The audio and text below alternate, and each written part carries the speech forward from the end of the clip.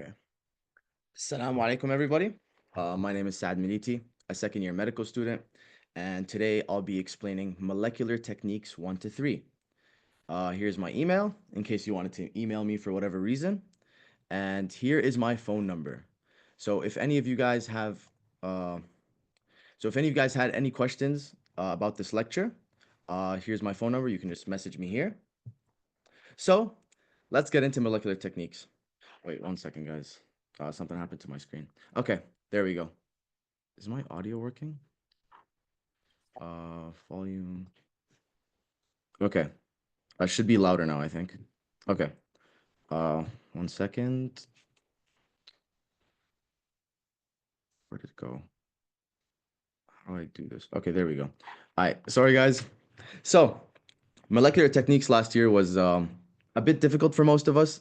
A lot of us didn't know exactly what to focus on, and because of that, we struggled a lot. So here are some tips that I got from last year for molecular techniques.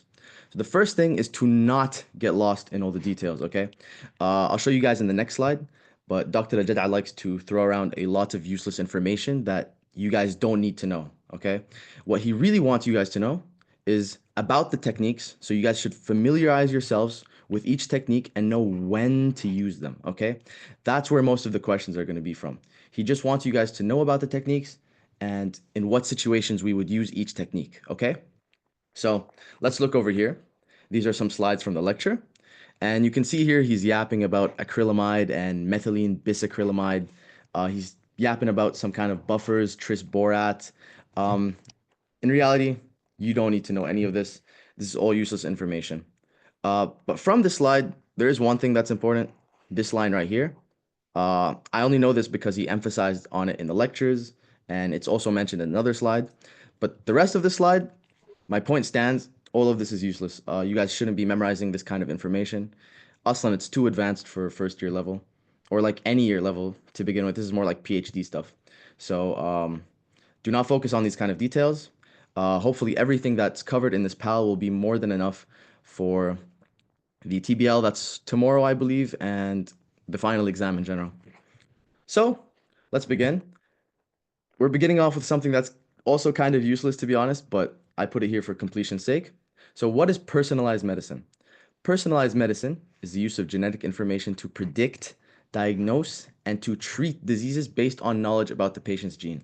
So, some examples about this, let's say you took someone's genome and he has some kind of nucleotide sequence, okay? And research shows that people with this nucleotide sequence in their genome have a 50% chance of developing Alzheimer's disease in the future, okay?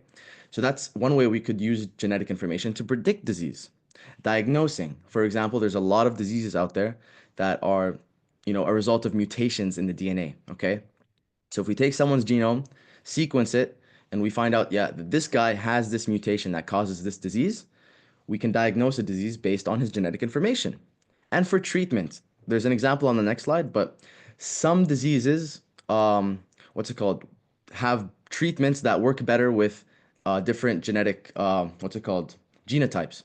So, like, there's a type of breast cancer, and if they have the HER2 gene, so it's HER2 positive breast cancer, you can treat it with a specific type of drug, and it works better than other drugs for, and like other types of breast cancer don't have the same thing. So other drugs don't work as well with this type of breast cancer. We'll get into it in the next slide. So there's some usages of personalized medicine. We have disease susceptibilities, the BRCA gene.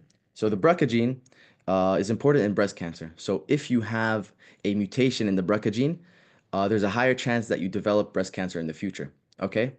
For drug responses, HER2 positive breast cancer. Like I said, there's a specific treatment that works well with HER2 positive breast cancer only. It doesn't work as well with other types of breast cancer. Okay. Last but not least, we have gene therapy. There's something called CRISPR. Now, CRISPR allows us to modify someone's genome. Okay. So let's say some guy has a mutation in his genome, it's causing some sort of disease. We can use CRISPR to modify this guy's genome, okay, and fix whatever's causing the disease, okay? Now, everything I just spoke about in terms of personalized medicine is low-key kind of skippable, like it's not that useful. But once again, I just put it in for completion's sake. So now let's actually start with the lecture. we have techniques that help us analyze DNA. So this is kind of like the building blocks of our techniques that we're going to use in the upcoming lectures. So first off, we have restriction endonucleases, we have the technique of cloning of DNA, and we have probes, okay?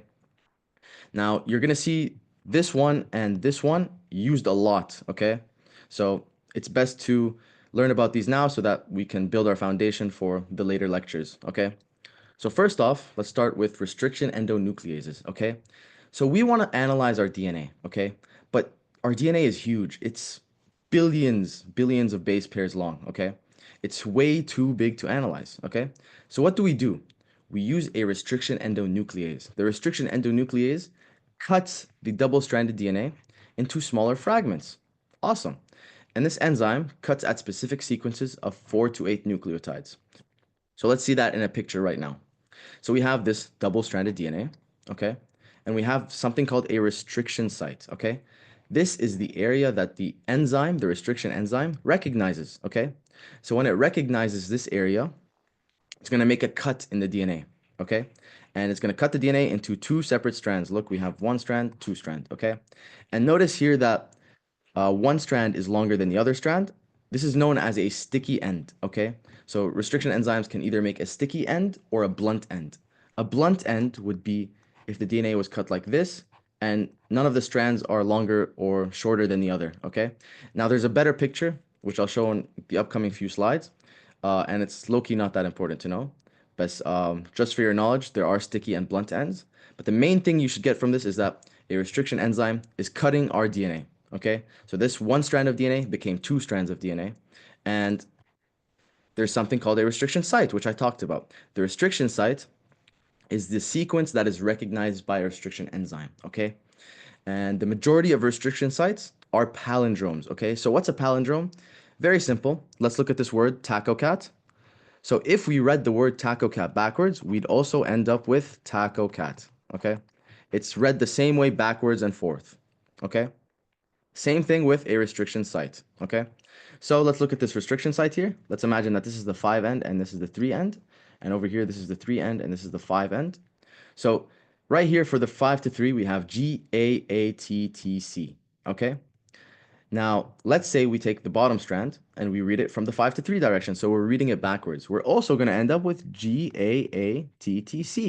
So in a restriction site, most restriction sites, if we read both strands from the 5 to 3 direction, they're going to be the exact same, which is actually very cool. Now, something that can maybe trick you guys, and that can maybe try and trick you guys with this, is that not all of them are palindromes, okay? The vast majority of them are, but not all of them are. So maybe he could bring you guys a question like, oh, which of the following statements is true? And one of the answers is that restriction enzymes, restriction sites are always palindromes, okay? But the truth is they aren't all palindromes. Only most of them are, okay? I hope I made my point clear. That should be it for restriction enzymes. Let's move on to DNA cloning, okay? Now, DNA cloning is pretty simple. Okay. Oh, wait, one second, guys. Okay, there we go. So DNA cloning, we start off with circular double-stranded DNA, okay? And this is known as a plasmid, okay? A plasmid is just circular DNA, okay? And what we do with this is we cut it with a restriction enzyme, okay? So we take restriction enzymes that we talked about before, and we cut a hole into our plasmid. So you see these sticky ends over here? Our plasmid now has space, okay? We just made a cut in it, okay? So it looks something like this, I guess. Something like this, I guess, yeah. So then, the whole point of this is to clone DNA, right? So now we take our DNA of interest, okay? And we cut it with the same exact restriction enzyme we used on the plasmid, okay? So now we're going to end up with a DNA of interest that's actually a perfect fit for our cleaved plasmid, okay? Because we used the same restriction enzyme, okay? So to basically merge them together, we're going to use an enzyme known as DNA ligase. DNA ligase right here. Now, DNA ligase will result in a hybrid plasmid. It's the original plasmid plus our DNA of interest, okay? And what we're going to do is we're going to put our hybrid plasmid into bacteria, okay?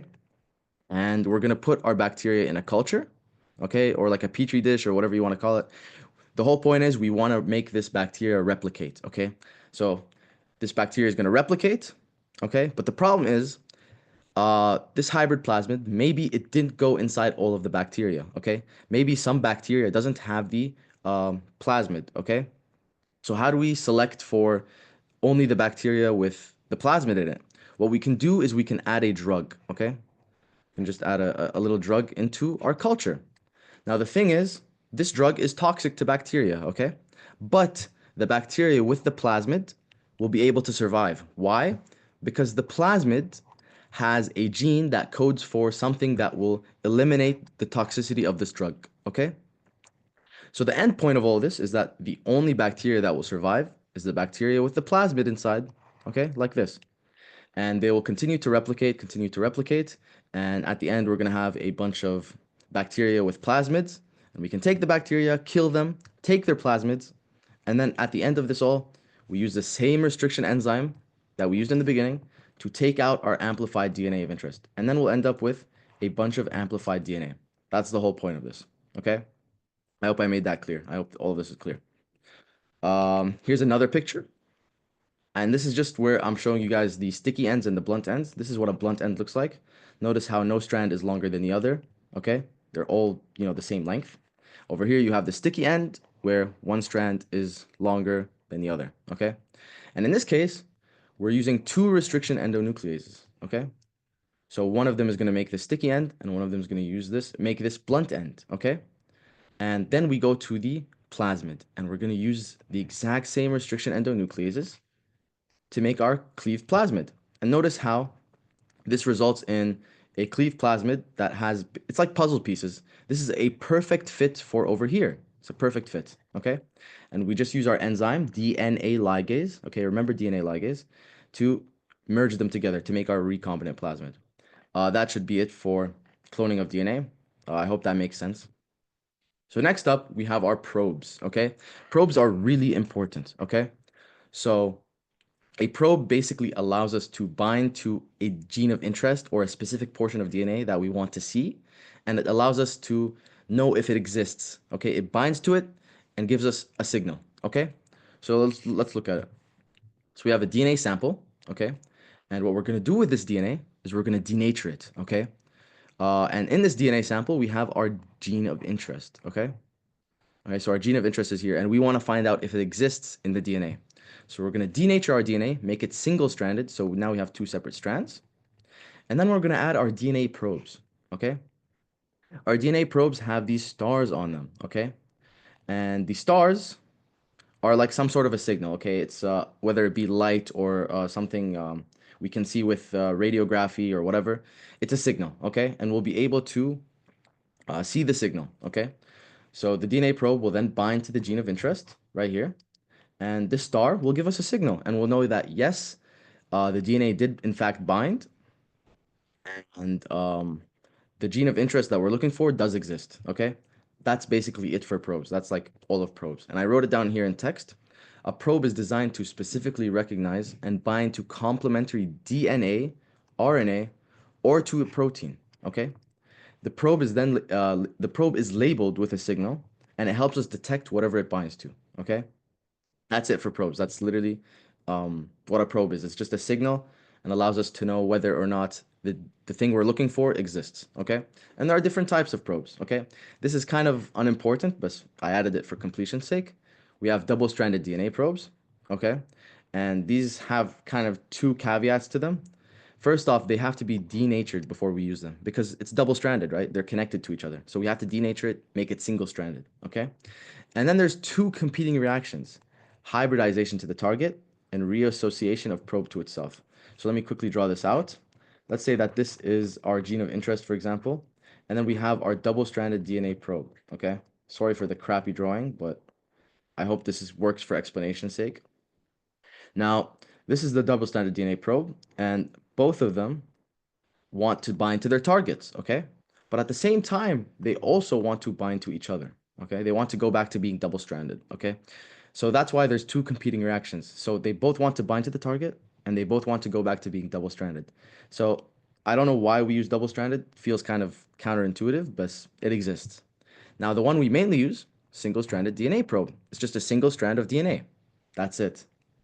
Next up, we have the RNA probe, okay? And we don't use RNA probes anymore because of RNases, okay? RNases are just enzymes that degrade RNA, okay? So we don't use RNA. It would be very bad, okay? Then we have PCR generated probes. Now, PCR is like the last lecture, so I didn't really explain it to you guys yet, but basically, PCR is a way we can amplify DNA and we can generate probes using it, okay? And at the end of the lecture, when I explain microarrays, I'll get back to this, okay? So just keep that in your mind for now. And last but not least, this wasn't in the slides, but proteins, okay? That's why I put the question marks because he didn't really put it on the slide, but proteins are also probes, okay? In specific, antibodies, okay? So antibodies are just, let's say this is a protein, the antibodies would bind to it. And of course, we can just add our star to the antibody and it becomes a probe that can detect proteins, okay? So proteins are also in a way a type of probe. Now, let's go through this slide. This slide kind of gave me a headache last year, but you guys don't even need to really understand it, or you don't need to memorize the names at least, okay? Just get the general idea of what's going on here, okay? So first off, the whole story here is that we have a probe, okay? And to this probe, we have deoxygenin and biotin attached to it. So let's look here. This is our probe here, this long rod, okay? And to these rods, we have biotin here. So this is biotin. And then we have deoxygenin. Deoxygenin's over here. Okay? Now, the thing is, anti-deoxygenin can bind to deoxygenin. So we have something called anti-deoxygenin right here. It's this thing. And it binds to our deoxygenin. And the same goes for biotin. But for biotin, something called avidin binds to biotin. Okay? Now, anti-deoxygenin and avidin have enzymes attached to them. You don't have to know the names, but the names are alkaline phosphatase and horseradish peroxidase. Okay, these are both enzymes. Okay, now at the end of this all, we can add a substrate. Okay, we can add a substrate to the enzyme, and it will produce a signal that we can see. Okay, it'll produce some sort of light, for example. Okay, so let's quickly review this. I hope this all makes sense, Yanni. Um, I don't see any questions in chat so far, unless I'm tripping. Um, Yeah, there's nothing. So let's just go through this quickly. This is our probe, okay? To it can bind biotin and deoxygenin, okay? Now to biotin and deoxygenin, something else can bind to it. So for deoxygenin, it's anti-deoxygenin. For biotin, it's avidin, okay? And avidin and anti-deoxygenin have enzymes attached to them, okay? And these enzymes, when we add a substrate to it, will give us a signal, okay? So this is the general idea of probes, okay? But you guys don't have to memorize any of these names. And as far as I know, this is not like testable. Like I don't know how he tests you guys on this. Just keep the general idea in mind because a lot of probes work like this, okay? And we'll see this more in later techniques. Faya, I hope that makes sense. So upcoming, we have a application of probes, okay? We have something called the fish technique, okay? Now the fish technique is when we use complementary DNA to detect the number of genes in a cell, okay? Complementary DNA is a probe, okay? In this case, it's a probe, okay? And fish can detect gene amplification or deletion, okay? So let's go through this one by one. We have, we take a cell basically, we fixate it to a slide, okay? We prepare the sample and put it on a slide, okay? And this cell has a bunch of DNA in it. We denature the DNA, and then we add our cDNA probe, okay? cDNA is complementary DNA once again. And since we denature the DNA, it's able to bind to specific genes, okay?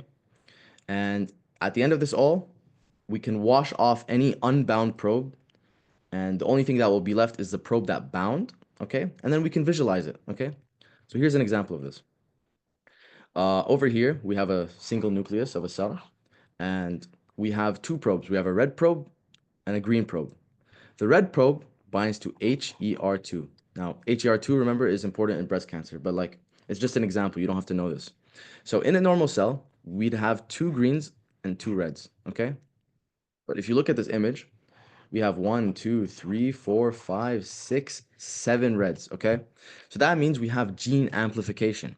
Now, if, for example, we had one red instead of two reds, that would be gene deletion, okay? So Yeah, that's pretty much it for fish. Gene amplification and gene deletion. That's what it's important for. Now, for those wondering about the green, as far as I know, like what I've seen on Google, the green is just a control of some sort. It binds to chromosomes. Um, the thing the doctor wants you guys to focus on in this example is the fact that the red one is amplified by a lot. Okay, this means this is HER2 positive breast cancer. Okay, and you can see it's obvious amplification. There's like seven of them. Okay, once again, deletion would be if there's only one because the normal is two. Okay, that should be it for fish. And I hope that makes sense. Another application of probes is dot plots. Okay, now, dot plots can detect small mutations and polymorphisms, okay? And for dot plots, we need two allele-specific oligonucleotides, okay? Now, this is a mouthful, but two allele-specific oligonucleotides just literally means probe, okay? And it's called allele-specific because we have two alleles, okay? I'm sure you guys know from genetics in high school, maybe, that you get two genes from your mother and father. Those are called alleles. And in a normal person, maybe this guy has an AA genotype, okay? So this is like a normal gene, okay? And it's represented by capital A, okay? And he has two of them, so that means he's good. But it's also possible that a guy has A, like a good A, capital A, but then he has a small a. So this would be like a mutated A, okay? It's also possible that this guy has two bad A's, okay? So in this case, we call this homozygous normal. This would be called heterozygous, and this would be called homozygous mutant, okay? Homozygous for the mutated gene, okay? And we can see this with dot plots, okay? So we basically have a bunch of dots or like points on a what's it called? On this test device, whatever you want to call it, and you have it labeled for each patient, and basically you put the patient's DNA over here in these holes, okay? After that, you're going to add your probe for the normal sequence and you're going to add your probe for the mutant sequence, okay? And when it binds, it's going to make light, okay? So the color is going to change, okay? And using dot plots, we can then determine someone's genotype, okay? In regards to some specific gene, okay? So let me explain it. And then in the next slide, you guys get to practice, hopefully. So over here, we have patient one, okay? We have his DNA here. We add a probe for the normal sequence, okay? And it turns red. So he has the normal sequence. Then we add a probe for the mutant sequence, but it doesn't change color. So this guy is fine, okay? He doesn't have any mutant sequence. He only has the normal sequence. So we can assume he is AA. We can assume he is homozygous for the normal gene, okay?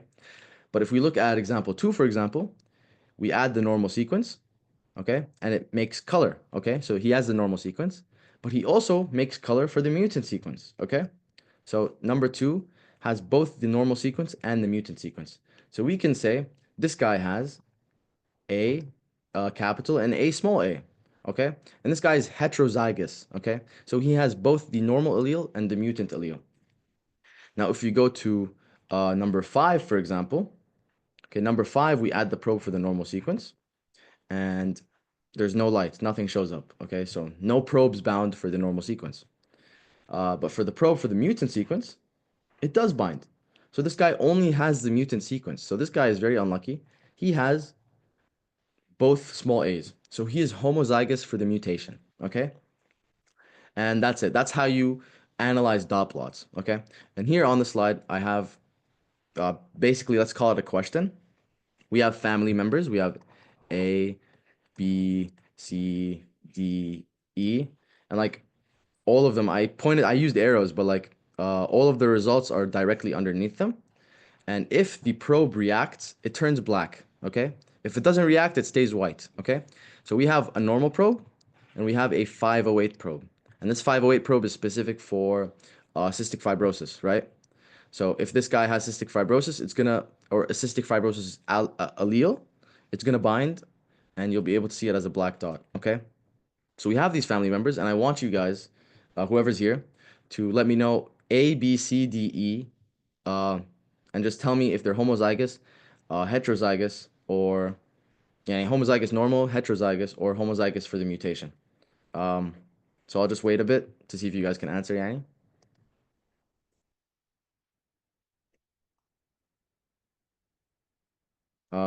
I have a question in chat.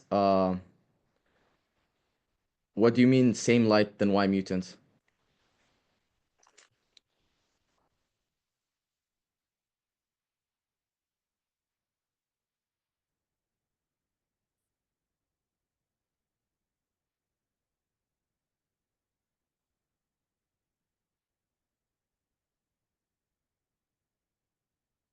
Whether it's hetero or homo? Yeah, okay, let me go back. Someone just asked me to re-explain how to determine whether it's hetero or homo. Basically, very simple. Wait, my slide's bugging out. Very simple, okay? If a guy has, okay, if the probe for the normal sequence and the muted sequence both binds, okay? So they both change color. Let's look at number 2. Turns red, and over here it turns red. That means they're heterozygous, okay? على طول, okay? But if only a probe for one of the sequences binds, they're homozygous. So for number 1's case, it turns red, right? But for the normal sequence. But for the muted sequence, it doesn't change colors. That means he's homozygous for the normal sequence, okay? But if we go to number 5, notice how for the normal sequence, the color doesn't change, the probe doesn't bind, okay? But for the mutant sequence, it binds. So now we know that he's homozygous for the mutant sequence. That's how we analyze this. But for a guy, if the color changes both times, so like in number 2's example, we know he's heterozygous. Does that make sense? Let me see chat. A, okay. Let's see. Okay, A is homozygous, normal, B is heterozygous, C is homozygous mutation, صح. D is, oops, I moved on. D is homozygous normal, and E is heterozygous. Okay, and someone else said AA. Okay, perfect. Yeah, that's correct. Okay, that's awesome. Exactly. So let me quickly go through this for completion's sake. A, oh, my slide's bugging out. A has, wait, I'm tripping. Uh, for A, the normal probe binds, okay? But for the 508 probe, there's nothing, okay? So that's how we know that he's homozygous for the normal sequence, okay? To make things faster, for B and E, they bind twice, for the normal probe and for the 508 probe. So we know that B and E are heterozygous, okay? For C, okay, what's it called? The normal probe doesn't bind, it's empty. But for the 508 probe, it binds. So we know that this guy's homozygous for the mutation, okay? And then once again for ABCD, for D, um, it's just like A. He's homozygous for the normal mutation, for the normal sequence, okay? So I hope that makes sense. Any questions? If there's any questions, just let me know. But for now, we're gonna move on. So now, let's move on to a bit more of a level up. We're gonna go to gel electrophoresis, okay? Gel electrophoresis is a technique used to separate molecules based on charge and size, okay? Now, what you're gonna notice, okay, is that this charge factor usually isn't with us. Yani, we usually don't separate the molecules based on charge. We're mainly focused on separating the molecules based on size, okay? But in theory, charge is possible. So let me read the text and then explain a bit more. So the molecules travel toward an anode within a gel matrix, okay? And the bigger the molecule, the slower they travel. And now let me just draw this out for you guys. So this is going to be our gel electrophoresis chamber, okay? Obviously, I'm going to explain more about what gel electrophoresis looks like, but just for a general idea right now. So over here we have our wells, and we add our sample, okay, to the well, okay? And over here, we're going to have an anode. An anode is a positive node, okay?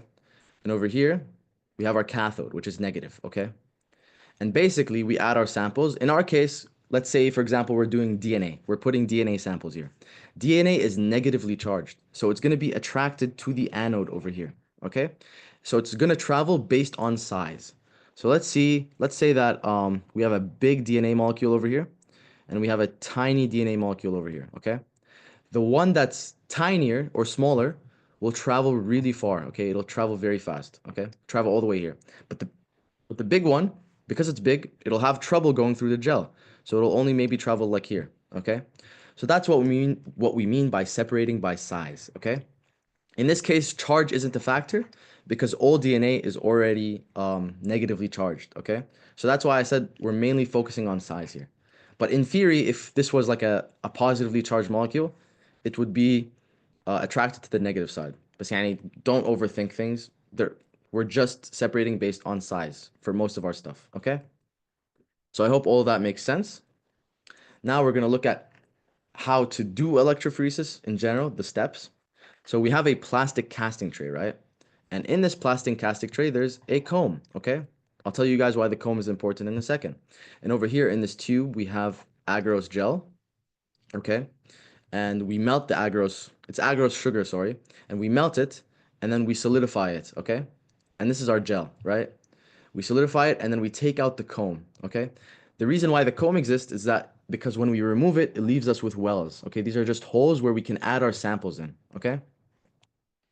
So we add our samples in here, and then we add a buffer on top. A buffer is just a solution that can transfer the charge, okay? Remember how we have a cathode and an anode here? The buffer is what transfers the charge from the top to the bottom, okay? So then we add our samples to the buffer, we add our samples to the wells, and the DNA will start to migrate, okay? It's as simple as that. Now, at the end of this all, we can use something called ethidium bromide, okay? Ethidium bromide basically binds to double-stranded DNA, and it allows us to see the DNA, okay? So we can visualize DNA using ethidium bromide, okay? And that's pretty much it for how to do gel electrophoresis. It's actually pretty simple. Any questions? I hope not. Just let me know in chat though.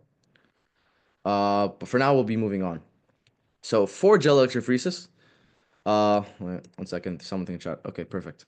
So, like I said, we have agarose, okay? And what we can do is we can play around with the concentration of agarose in our electrophoresis chamber, okay? So we have 2%, 4%, and 5%. Now let's look at the differences between them. In 2%, the 50 base pair is all the way at the bottom, okay? In 4%, the 50 base pair is also near the bottom, but it's not as far down as the other one. Now, in 5%, it's way more obvious. The 50 base pair is all the way up here, while the 50 base pair in 4% is way more down, okay? So what's the general rule here? The higher the percentage of our buffer or our gel, the harder it is to move down, okay? So at 5%, the 50 base pairs, although it's very small, is having trouble moving all the way down, okay? And we can change the concentration of our gel or our buffer to get different resolutions. So for example, if I'm studying large molecules, okay, I'll want to use something like 2%, okay? Because look at over here. This is showing us the differences between large molecules clearly. We could say that maybe this is like, let's say this is 1,500 base pairs, okay? We could easily separate bands that are big from each other. If you go all the way down here, the small molecules are clumped up together, okay? It's going to be very hard to study them. We can't really see the differences between the bands, okay? So we wouldn't use 2% if we wanted to study small molecules, okay? 5% though, we can definitely use that for small molecules. Look, the 50 base pairs is very easily separated from other smaller molecules. And you could imagine that there would be other small molecules here, and it would be obvious to differentiate them from each other, okay? But we wouldn't use 5% for big molecules. Look at how clumped everything is up on top here. You cannot study big molecules in this high concentration of agarose because they all clump together like this, okay? So that's what this means. This is what resolution means, okay? There was a slide on the PowerPoint that showed a bunch of resolutions and what's it called, the resolution of it exactly, but you guys don't have to memorize that. Just get the general concept. The higher the amount of agarose, or the higher the amount of gel or buffer, the harder it is for stuff to move down, okay? And we can play around with this concentration to get different resolutions. So we can change it up based on what we want to study or what sizes we're expecting, okay? That should be it for that. That should be that for that slide. One question. When do we add ethidium bromide? When do we add ethidium bromide? Before we add the DNA in that gross gel? No, I believe I actually kind of forgot this. Ethidium bromide probably has to be added at the end after they migrate, okay? That would make sense. I believe we add the ethidium bromide at the end. But don't focus too much on ethidium bromide because this is something, I don't think it was written on the slides. He kind of just mentioned it in the lecture. But yeah, we're not going to add the ethidium bromide before we add the DNA. We're going to add it after the DNA actually migrates, I believe. Okay, perfect. So let's move on. Now we're going to see the different types of gel units, okay? We have three, and we're going to go through them right now. We have the horizontal gel unit, okay? And it's in the name, it's horizontal. It's lying flat on the surface, okay? You have your cathode here, your anode here. The DNA just travels this way, okay? Now, horizontal gel units, we mainly use DNA and RNA, okay?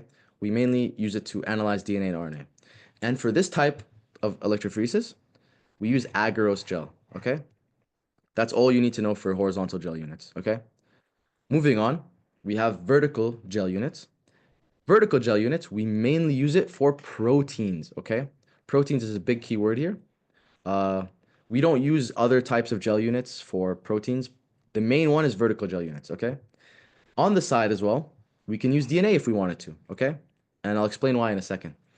Now, the gel for vertical gel units is actually different. It's polyacrylamide gel, okay? And this is why we call vertical gel units polyacrylamide gel electrophoresis, PAGE for short, okay? Because we're using polyacrylamide gel. That's an important detail to remember, okay? Now, like I said before, we can use DNA in vertical gel units, okay? The reason why is because polyacrylamide gel electrophoresis can show one base pair differences, okay? So we can sequence DNA using polyacrylamide gel electrophoresis. And just if it wasn't clear before, it's a vertical gel unit. So the DNA or the protein travels from up to down in this direction, okay? Because it's vertical, okay? So I'll show you guys what I mean by sequence in a second. So this is polyacrylamide gel electrophoresis or vertical gel unit going from up to down, okay? And in this case, we're looking at DNA, right? And the thing about PAGE is that it has a high degree of resolving power, okay? It can show us differences between molecules that are one base pair, like there's a one base pair difference between them, okay? It can show us that difference. So if we look at the slide here, we can count. This is one band, this is another band, this is another band, this is another band. All these bands are separated very well, and the difference between these bands is just one base pair, okay? So that's why we can possibly use. I'm sure it's not done anymore because Page is very time consuming and whatnot. It's very outdated, but it was used originally to sequence DNA because of this high resolving power. Okay. Another thing about Page is that we use proteins mainly. Remember, I said that proteins are mainly used, or vertical gel units are where we mainly use proteins. Okay. Now, the thing about proteins is that some proteins are positively charged, some are negatively charged. And the thing is, we don't want to separate based on charge, okay? Like, for example, if a molecule was positively charged, let's say I draw it out here for a second. This is our anode, this is our cathode, okay? Let's say we had a positive protein here and a negative protein here.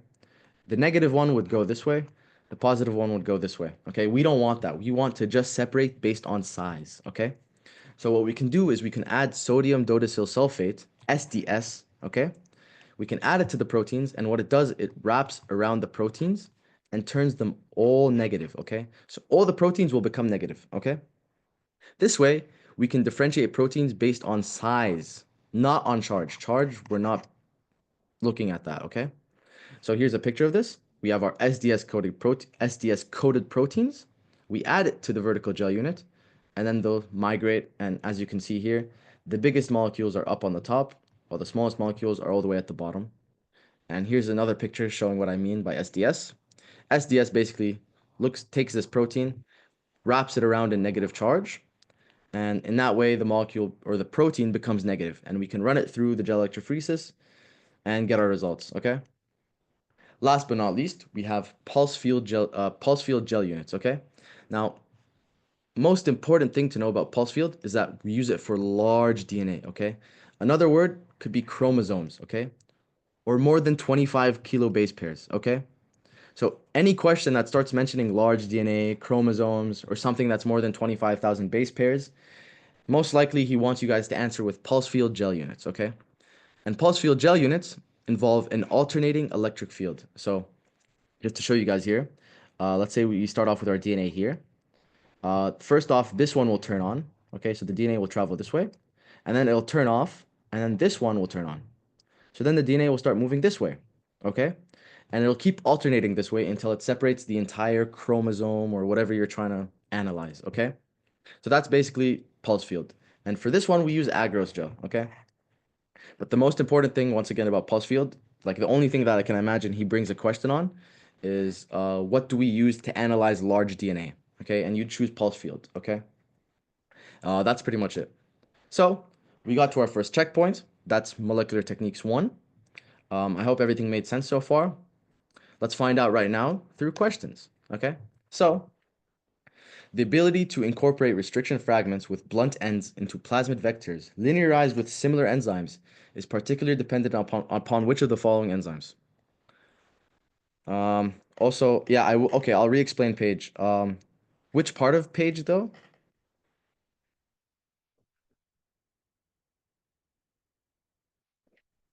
Or just the entire thing of page? Okay, from the beginning, sure. Okay, someone answered A. Does anyone have any other answers? Okay, yeah. Everyone said A, and that's correct.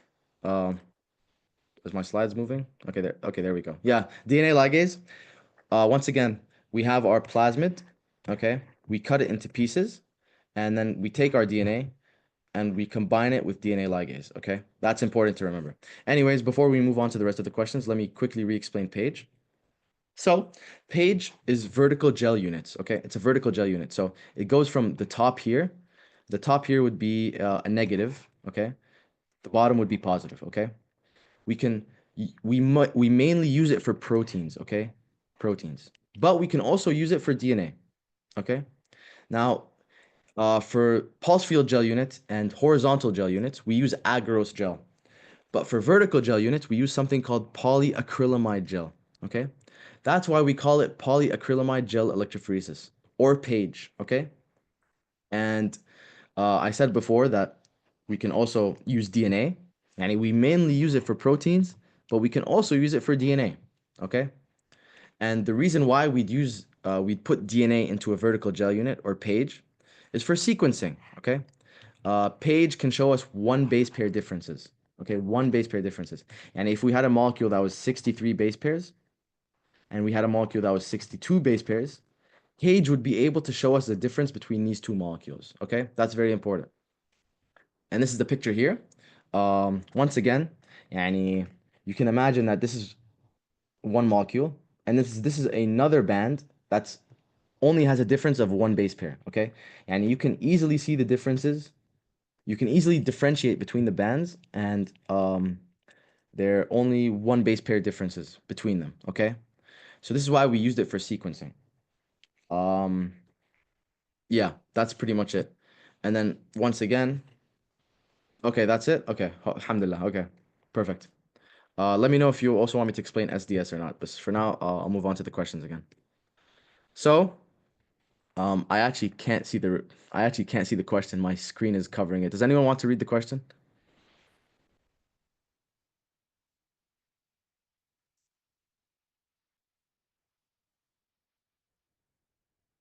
Okay, clearly not.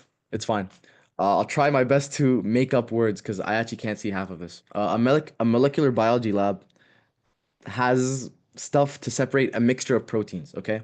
The lab has several types of gel electrophoresis setups available, each suited for a specific application. Which gel electrophoresis would be best suited for this task? So what we want to do is separate proteins. So what would we use in this case?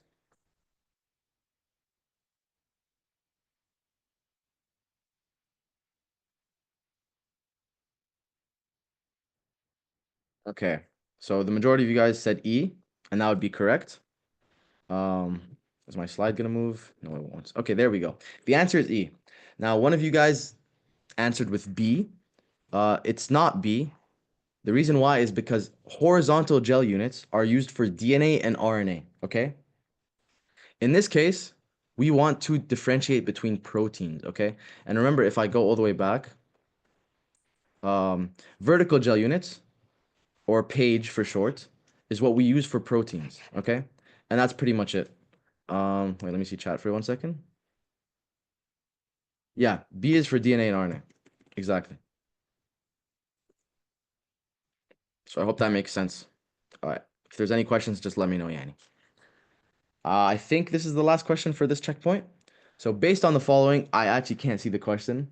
But basically, the question's asking, what's the size of the C band in lane 2? So Let's see if you guys know.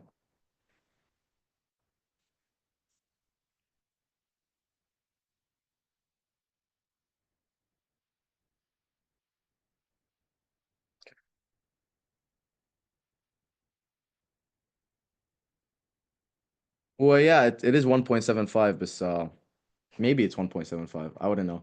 But the answer specifically, of the option choices. Okay, two people said D, another person said D, and yeah, you guys would be correct. It is actually D. Let me make sure no one said anything wrong, Yanni. Okay, yeah, you guys are all correct. It's D. Uh, let my screen move. Okay, there we go. Now the reason why it's D is because, like we said before, larger proteins stay up. Okay, smaller proteins sink to the bottom. Okay. And C is right here. It's in between 1.5 and 2.0. Okay? Now, because it's above 1.5, we know that it's bigger than 1.5 aslan. So logically, it's also larger than 1 kilo base pair. Okay? The other options don't make sense. 500 doesn't make sense because if it was 500, it would be all the way at the bottom, right? If it was 1 kilo base pair, it would be over here. Wait, let me delete this. If it was 1 kilo base pair, it would have been here. If it was 2 kilo base pairs, it would have been right here. Okay?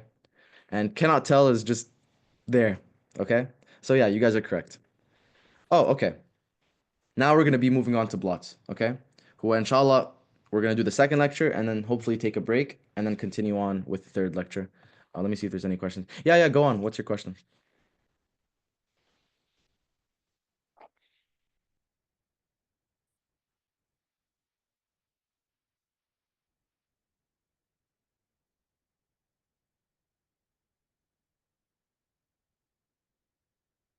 Never mind. Okay, خلاص. We'll move on with blots now. Um, so blotting is basically a technique that allows us to detect specific sequences of DNA, RNA, or proteins. Okay? Very simple. Maybe not simple, but no, hopefully we'll get through this. So there are sorry, not two. There's three types of blotting techniques, okay? We have southern, which is for DNA. We have northern, which is for RNA, and we have western, which is for protein, okay? Now, another thing to know about northern blotting is that Dr. Dada will obviously, he won't tell you guys in a question that, oh, we're trying to analyze RNA. He's going to go about it in a roundabout way. He's going to tell you guys gene expression, for example. Gene expression is also RNA, right? So instead of saying RNA in a question, he might use the word gene expression, okay? And from that, you're supposed to know that we're trying to analyze RNA, okay? So you have to think about northern blotting in that case, okay? So like I said before, it allows us to detect specific sequences of DNA, RNA, or proteins. And to do this, we're going to use probes. Now, I'll just show you guys the steps so that we can understand this. So this is for southern blotting right now. So first off, we have our genomic DNA, okay? Now, like I said before, way early on in the lecture, genomic DNA is too big. We can't handle it. So what we're going to do is we're going to use a restriction enzyme to break it down into a bunch of pieces, smaller pieces. And then we're going to run this through gel electrophoresis. See how all the concepts are kind of building up? So we put it through gel electrophoresis. Here's a picture of this. We put our DNA into the holes and then we run it. It migrates, okay, to the positive anode, okay? Remember. So we do electrophoresis, and then what we want to do is after it migrates, we want to transfer the DNA onto a nitrocellulose filter, or nylon, okay? Now, nylon is used nowadays more because it binds to double-stranded DNA strongly, okay? And you guys don't have to know the details of how we do this transferring, but we basically use, I assume this is a really old technique, but we use paper towels to get some kind of capillary action to transfer the DNA up into the filter, okay? Um, it's not too important to know. So basically, we transfer the DNA to a filter and we take this filter off, okay? Remember the filter is nitrocellulose or nylon, although I don't think he'd ask you guys about the names, Yanni. Now, the reason why we transfer the DNA to a filter is because the gel is too hard to work with, okay? Agarose gel, polyacrylamide gel, especially polyacrylamide gel, they're very hard to work with. They break easily, and it's a nightmare, right? So we transfer it to this filter, which we can like play around with, Yanni. It's fine. Like, look at this, for example. we take our filter, we put it in a plastic bag, and we put our probes, okay? Now the probes are specific for the DNA we want to see, okay? We put it into a bag and we just shake the bag. This is what I mean by the filters are easy to work with, okay? They don't break. If we did this with gel, it would break instantly, okay? That's the whole point of this. So we put the probes in. Now the probes will be in the bag and they'll bind, okay? So they'll bind to their specific sequences on the DNA, okay? That we, separated with gel electrophoresis, okay? Now, some of the probes won't bind, okay? And we do something called washing, okay? We'll just wash off the unbound probes, okay?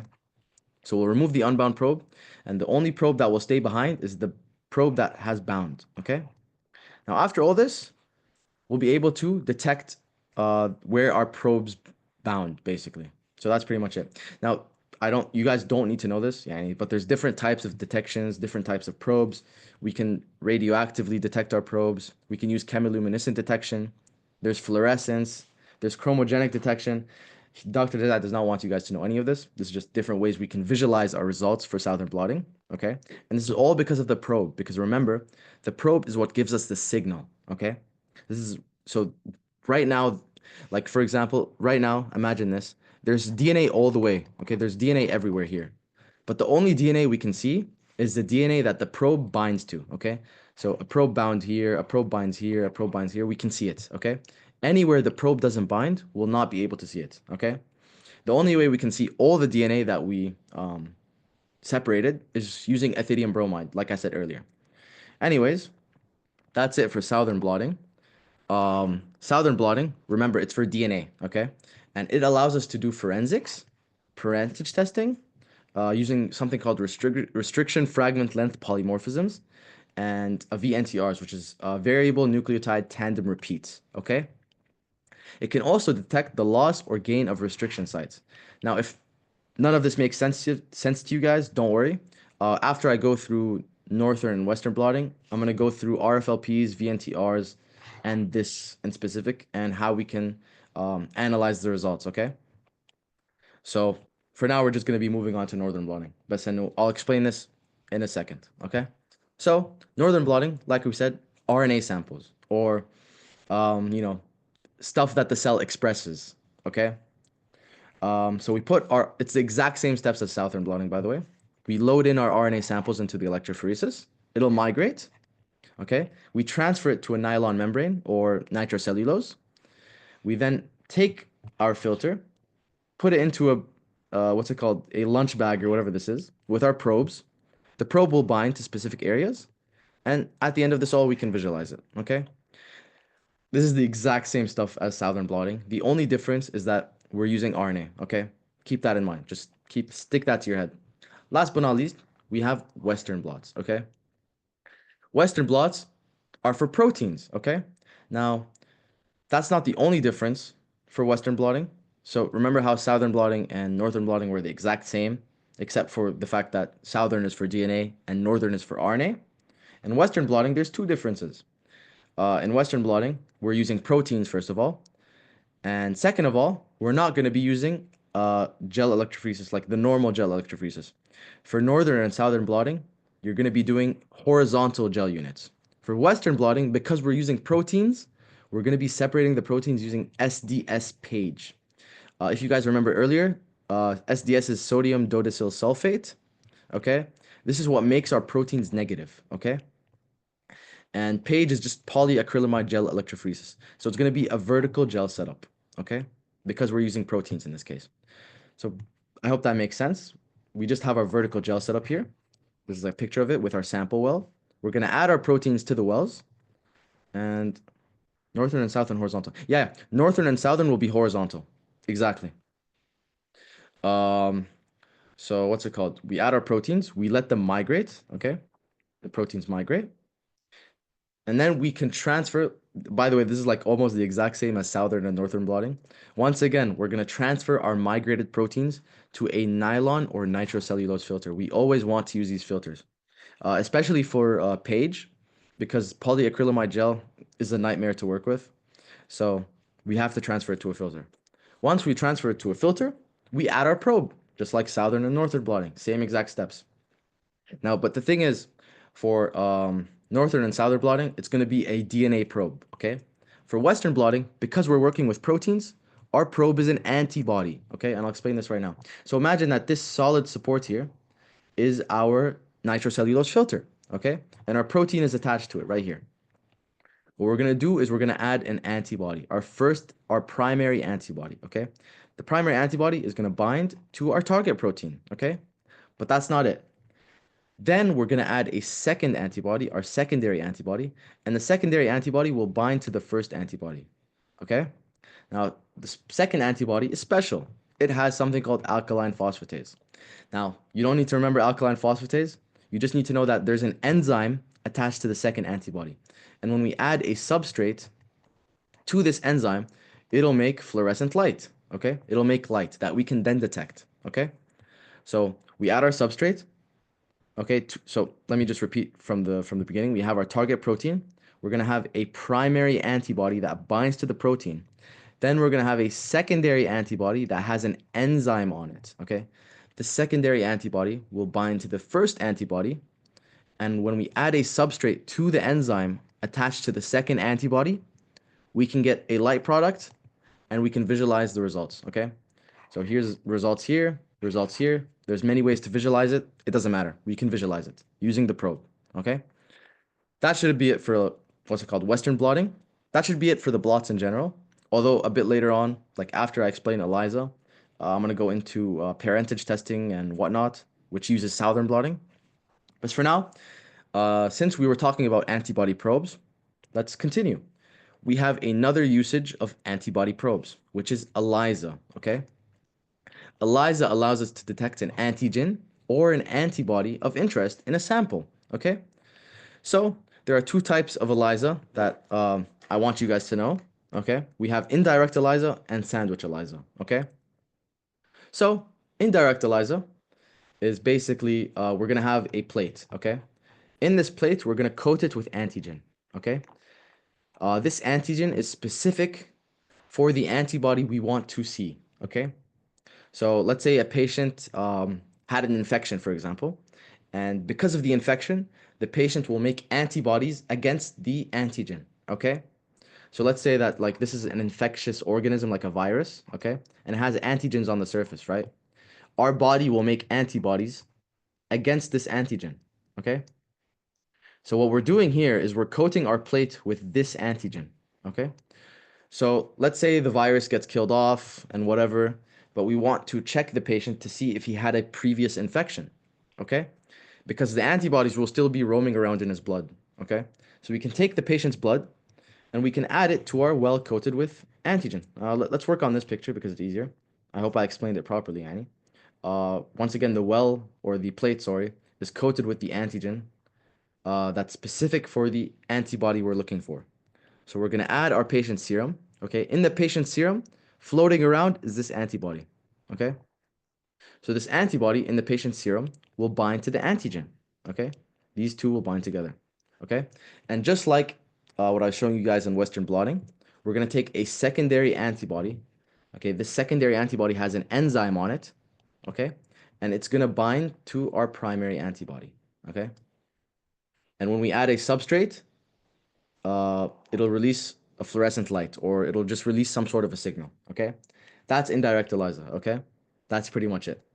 So once again, indirect ELISA, we can detect antibodies in a patient's serum, okay?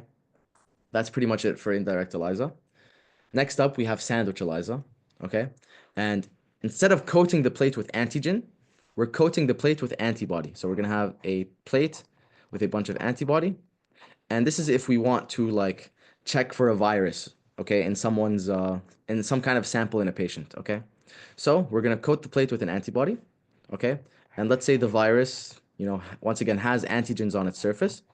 This antibody that's coating the plate will be specific for the antigen of the virus, okay? So we're gonna take a patient, or we're gonna take a sample from the patient, and we're gonna add it to the plate. And if this sample has antigens from the virus, for example, it'll bind to the antibody that's on the plate, okay? This antibody right here, okay? So now we have the antibody on the plate, and we have our antigen binding to it. Then what we're going to do, I hope you guys get the gist of this now. We're going to add a secondary antibody, and the secondary antibody will also bind to the antigen. Okay? Um, what's it called? This secondary antibody has an enzyme, and just like always, when we add a substrate, it makes a signal, something we can detect. Okay? It's as simple as that. Now, it's called sandwich ELISA because it kind of looks like a sandwich. We have our antigen here, and it's surrounded by two different antibodies. Okay? I hope that makes sense. Oh my God, I just realized I'm supposed to be moving the slides. Uh, Whatever. I explained it all on the picture. Let's go through it on text now. So once again, we coat the plate with an antibody against the antigen we're trying to detect. Then the antigen in the patient's serum will bind to the antibody as such. Okay. Then we're going to get a secondary antibody, which is this, that has an enzyme attached. Okay. Oh, I guess that's it. Yeah. So the enzyme is attached to the secondary antibody. Okay. And once again, last but not least, substrate turns into a signal. That's it. So those are the two types of ELISA you guys should know. Um, and yeah, that's pretty much it for ELISA. Or no, we're going to look at some kind of application of ELISA right now. So let's talk about HIV. Okay, HIV is a virus, right? And let's say we want to test for HIV. We can use ELISA, okay? We can see if someone had a previous infection of HIV or whatever, okay? So in this case, we're looking for antibodies, okay? So we're going to use indirect ELISA, okay? Now, the thing about ELISA is that it's not very specific. So you're very prone to having false positives, okay? Like this one, for example. I'll go into it in a bit more detail in a second. So the thing about HIV is that even if we get a positive result in ELISA, we still have to retest with Western blotting, okay? So look at this, for example. We have a, what's it called? A guy, okay? He tested positive for HIV with ELISA, okay? We retested using Western blots, and it showed that, in fact, yes, this guy has HIV, or this guy had HIV, okay? Now, another guy got positive with ELISA. We retested with Western blotting, and it turned out negative, okay? So this was a false positive, okay? Because Western blotting is way more specific. It's the chances of having a false positive with Western blots is way less than it is with ELISA, okay? And the guy who turned up negative on ELISA, Aslan, I don't think you're supposed to retest with Western blotting. That would kind of defeat the purpose. So, but it's just showing you that, yes, this guy was in fact negative, okay? But yeah, if you turn up negative on ELISA, you don't have to retest, okay? But yeah, that's an application of ELISA, okay? So we can use it to detect previous infections or current infections even, okay? I hope that makes sense. Now we're gonna go back to southern. Oh, wait, there's something on the chat. Why don't we test with Western blotting in the first place? Um, Western blotting, wait, sorry, one second. Western blotting, if you guys remember from earlier, we're gonna use Page for Western blotting, right? The thing with Page is that it's very also Western blotting is very outdated. Like I don't think we use it anymore. But regardless, Western blotting, we're gonna do Page, right? And Page is very time consuming, expensive. The gel is very thin, it breaks easily, and it's very troublesome, right? It's hard to work with. So instead of doing that, we just screen people using ELISA, which is way more cheaper, way more faster, way easier. And if they get a positive result, then we can go through the effort of doing a Western blot. But to do a Western blot from the beginning for every patient, it's not feasible just because of how difficult it is to do Western blots because Western blots take hours. Like they genuinely take so much time from you. So that's why we don't do Western blots to begin with, Yanni. I hope that makes sense. Yeah, okay, perfect. Moving on. Now we're going back to Southern blotting. Um, to some degree, Yanni, because this is important to this section is important to analyzing Southern blotting results. So we have something called polymorphisms in our DNA. A polymorphism is a variation in DNA for which the population frequency of the less common allele is at least 1%. Okay? So let's say in some population, 99% of people have a sequence of CTGA. Okay? Now, in 1% of the population, instead of CTGA, they have CAGA. This is a polymorphism right here. Now, it's only a polymorphism if at least 1% of the population has it. But let's say this was not 1%, it was 0.5%. this isn't a polymorphism anymore. This would be a mutation, okay? Because polymorphisms are supposed to be normal, okay?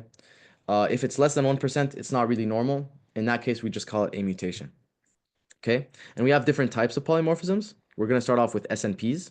SNP stands for single nucleotide polymorphism. So that means one nucleotide is changing, okay? Let's look at this example, for example. For we have AGC, TCA, blah, blah, blah, blah, for individual one. Individual two, instead of AGC, he has AGA right here. Yeah, he has this. This is the single nucleotide polymorphism, okay?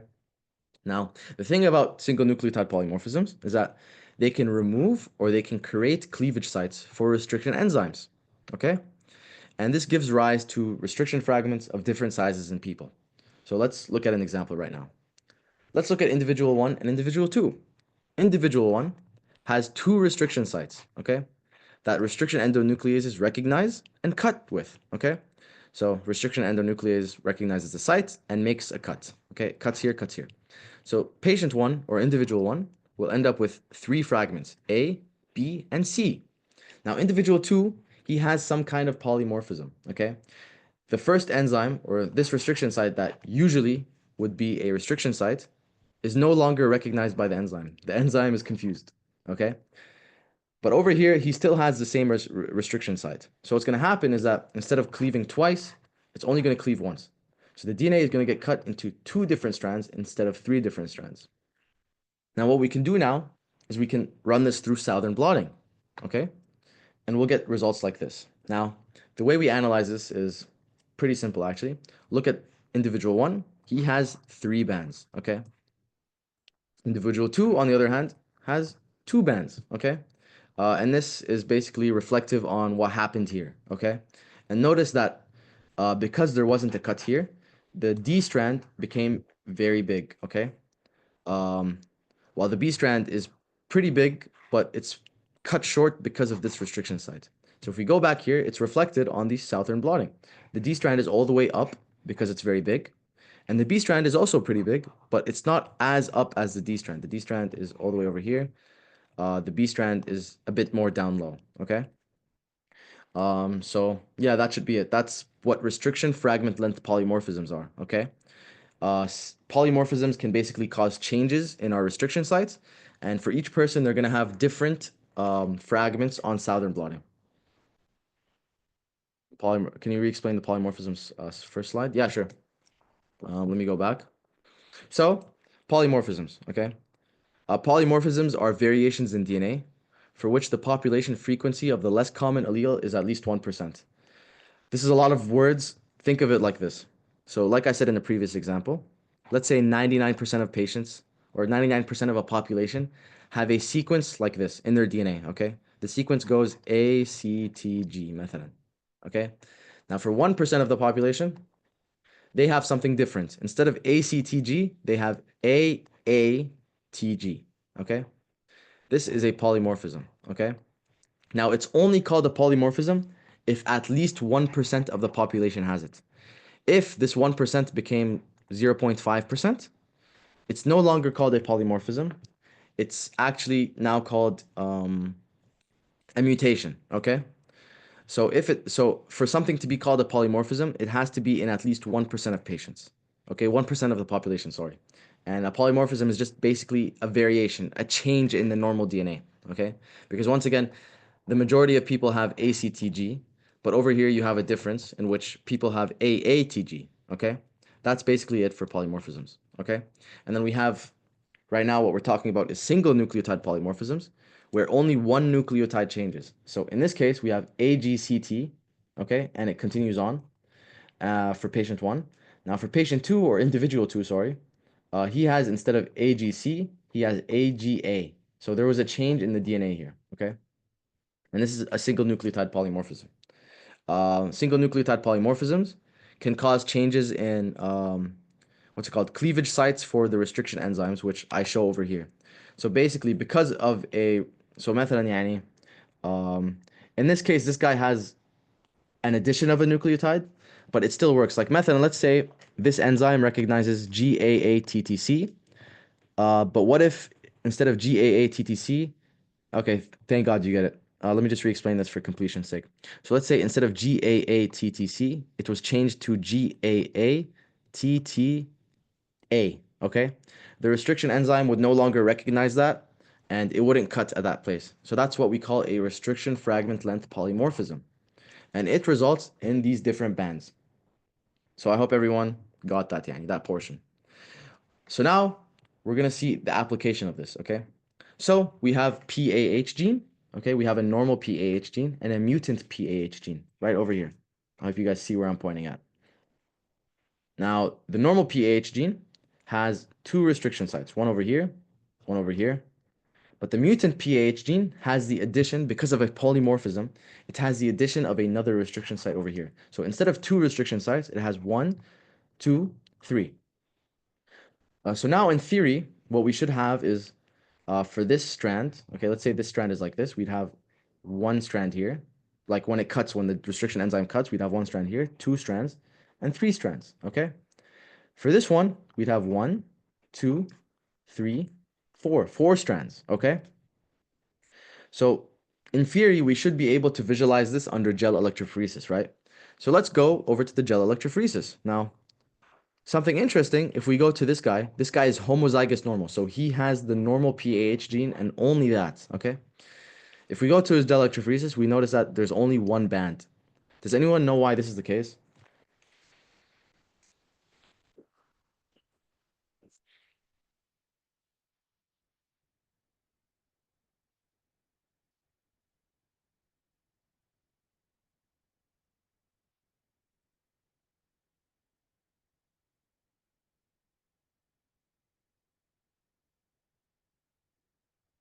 Yeah, exactly, because the two alleles are at the same place. But didn't I say earlier, and in theory, we should result with three different strands?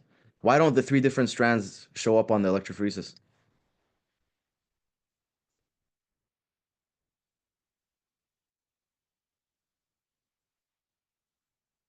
Probe. Exactly. Good job.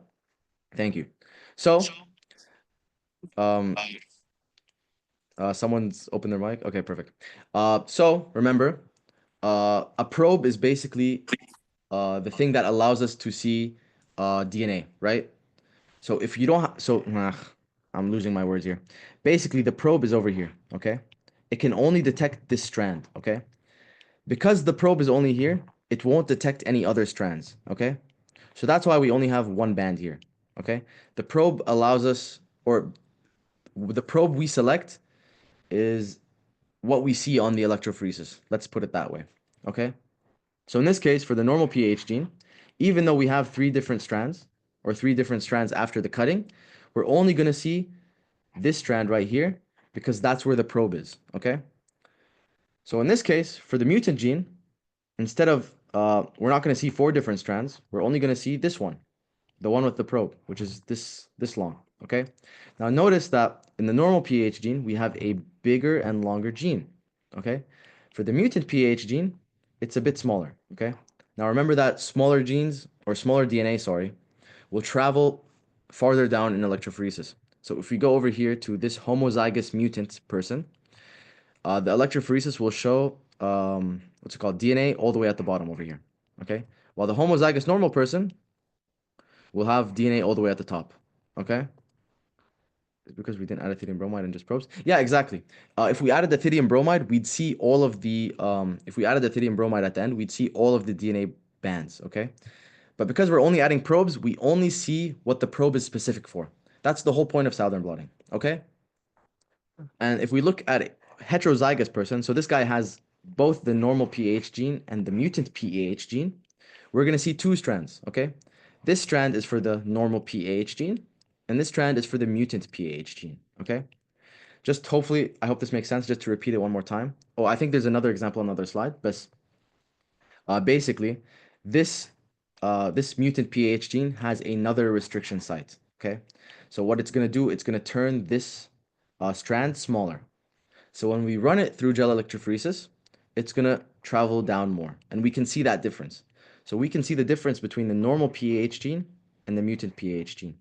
So if a patient was homozygous normal, he'll only have the normal PAH gene, and the only thing you'll see is this one big strand, okay? Someone who's heterozygous will have both this big strand and this small strand, and you'll be able to see two bands on electrophoresis.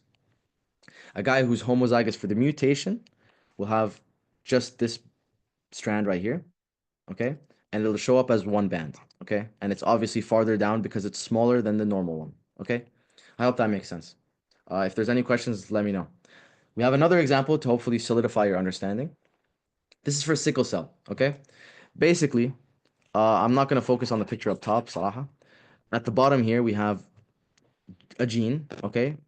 And this gene is for like what, beta globin or something? I kind of forgot. It is for beta globin. Okay, awesome. Anyways, we have restriction sites here, a restriction site here. This is for normal, okay? For normal people, this is the restriction sites. Now, oh no, never mind. For normal people, they also have this restriction site. So normal people have 1, 2, 3 restriction sites. Okay. Now, imagine our probe is here. So our probe is in this segment. Okay. So when we have a normal person and we cut it with the restriction enzymes, they're going to get a strand that is small like this. Okay. It's going to look like this. Okay. Now, person with sickle cell doesn't have this restriction site over here. Okay. The restriction site is gone because of a polymorphism. So in this case, they're gonna have a larger molecule here. And remember, the probe is here, okay?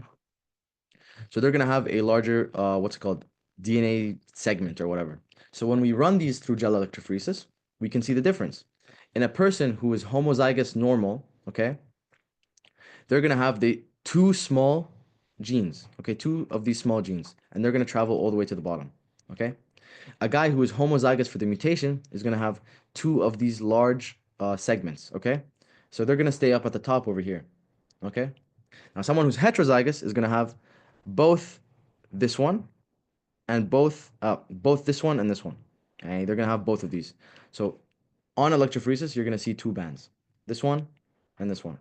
The one at the top, once again, is for the sickle cell, the sicklers. They have a larger strand here because of the loss of a restriction site. People with the this normal allele is at the bottom because once again you have a restriction site here, making the segment shorter. Okay, I hope that makes sense. I really feel like I'm eating up my words, but I hope that makes sense. So we'll be moving on now. Now there's another type of polymorphism. We have variable number tandem repeats. Okay, short VNTR. Okay. VNTRs are 2 to 4 nucleotides repeating in the DNA. Okay, look at this. We have GATC. GATC, GATC. It keeps repeating, okay? And we can study these VNTRs by Southern blots or PCR. For now, don't worry about PCR. We didn't explain it yet. We're just looking at Southern blotting, okay? So in two different people, you can have a different amount of repeats. So in this guy, GATC repeats 5 times. But in this person, GATC repeats only 2 times, okay? So when we run this down on gel electrophoresis, the guy with 5 repeats is going to be at the top because there's more DNA here, right? The guy with 2 repeats, on the other hand, is going to be at the bottom because it's smaller, okay? So we can study these repeats, and the way we use these repeats is in DNA fingerprinting, okay? Now, the variation in DNA results in different lengths of fragments between people, and we can study these fragments using Southern blotting or PCR, okay? So you can match DNA to a suspect or confirm paternity, okay? So let's look at that right now. Now, you're at a crime scene and you collect some DNA, okay? And you have a group of suspects for this crime, okay? So you want to match the DNA of the crime scene to the suspect. So we go through the whole hassle of cutting down the crime scene DNA, running it through gel electrophoresis, and we get up when we get this, okay? And we go through the suspect's DNA and we do the same thing. Now, to match the crime scene DNA to the suspect DNA, it's very simple. It's so simple. You just match the bands together. These bands are on the same area, these bands are at the same area, these bands are at the same area, and you keep doing this for everything. And the crime scene DNA is the exact same as the suspect's DNA. And this is literally impossible because everyone's DNA is different. So everyone would have differences in their DNA, in these like Souther blots, okay? So this is how we can confirm or test someone's DNA to match DNA with like crime scene DNA with a suspect, okay? Now, the way it works for paternity testing is we have a child. Now, remember, a child takes DNA from both his mother and his father, right? Or their father, whatever, it doesn't matter. So what's going to happen is when you study the child's DNA in southern blotting is that you're going to notice is that they have strands from both the mother and the father. And they take strands from the mother and the father, okay? So look over here, you have one from the mother, they match. You have one from the father, they match. You have one from the mother, they match. And last but not least, you have another one from the father and they match. But let's say, for example, for the father, you didn't have a match here, okay? That would mean that there's false paternity, okay? He's not the father, okay? Um, but if the father matched and the mother didn't match, you didn't have these, for example, this would be known as false maternity, okay? So the mother, for whatever reason, isn't the actual mother of the child, okay? So this is how we can confirm paternity, okay? This is paternity testing, okay? That should be it. Okay, that's checkpoint two. Let's go through the questions and then we'll take a break, I think. So let's go through the questions. To study the presence of mutant beta globin protein in patient samples, which technique would the researchers likely employ?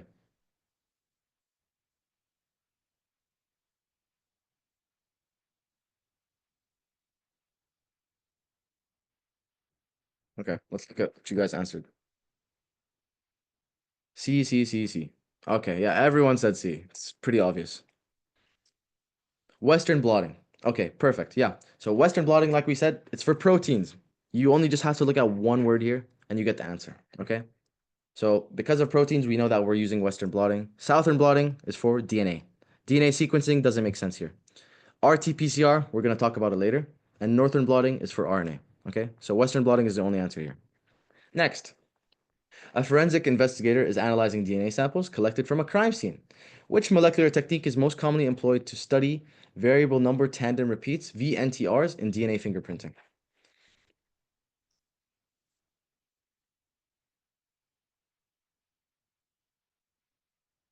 Okay. Yeah. C, correct. Perfect. Southern blotting is what we use to analyze DNA from a crime scene. Okay. But there's one thing I wanted to point out here. Over here, we have RT-PCR. Okay. Now, I don't know if you guys were focusing when I was talking about VNTRs earlier, but we can also analyze crime scene DNA using PCR as well, or in general, VNTRs. Okay. We can, and yeah, the thing is about Southern blotting is that or about all the techniques, all the blotting techniques, okay? Northern blotting, Western blotting, Southern blotting. We don't even use them anymore. They're very old, okay? What we use now is PCR for everything. Everything is PCR now. So yes, technically we could study VNTRs with PCR. But the reason why this isn't correct, okay, is because it's RT-PCR. RT-PCR stands for reverse transcriptase PCR, okay? And if you guys remember, I think maybe you guys took it in MOL 1. Reverse transcriptase basically takes RNA and turns it to DNA. So the reason why RT-PCR isn't correct is because you'd have to be analyzing RNA, okay? We'll talk about all this when we talk about PCR, but I just wanted to note this, Yani, for maybe anyone who's wondering in the recording, for example, or whatever. Okay? So yeah, you guys are correct. Southern blotting. Okay, I think this might be the last question, so let me quickly read it. During the study, the mother, I can't see the rest of the question, wants to clarify her paternity or the paternity. She took advantage of a clinic's offer for free paternity testing to examine the inheritance pattern for sickle cell anemia, blah, blah, blah, using the DNA RFLP technique. Blood samples were collected from the mother and the infant and four suspected fathers, F1, F2, F3, F4. The samples were analyzed to determine the biological father through genetic testing, which included treatment with EcoR1 restriction enzyme, gel electrophoresis, and Southern blot analysis. According to the Southern blot, who is the most likely father of the child? Okay. F2. Okay. B. Okay. Any more answers?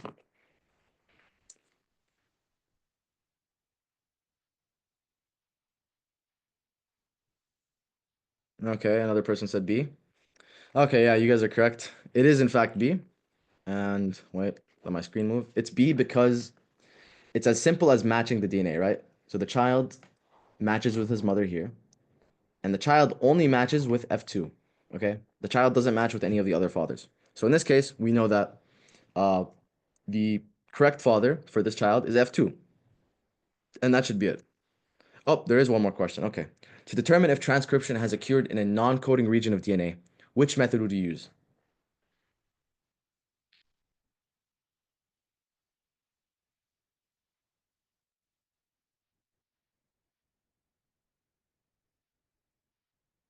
Okay, someone says A. Does anyone else have an answer? Someone said D. Another person said D. Another person said D. Okay, let's reveal the answer then. The answer is in fact D. Okay. Here's the trick. Okay, I warned you guys about this earlier. The question is asking to determine if transcription has occurred. Okay, in a non-coding region of DNA. Now, transcription is when we turn DNA to RNA, right? So we're not looking at the DNA. This was a trick question. We're not looking at the DNA here, okay?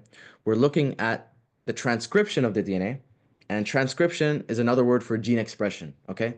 So transcription also translates to RNA. So that's why we're going to use northern blotting and not southern blotting, okay? I hope that makes sense. Um, does it make sense? Yes, perfect. And we're going to move on to PCR, but before we do that, let's take a 5-minute break. Would that be all right with you guys?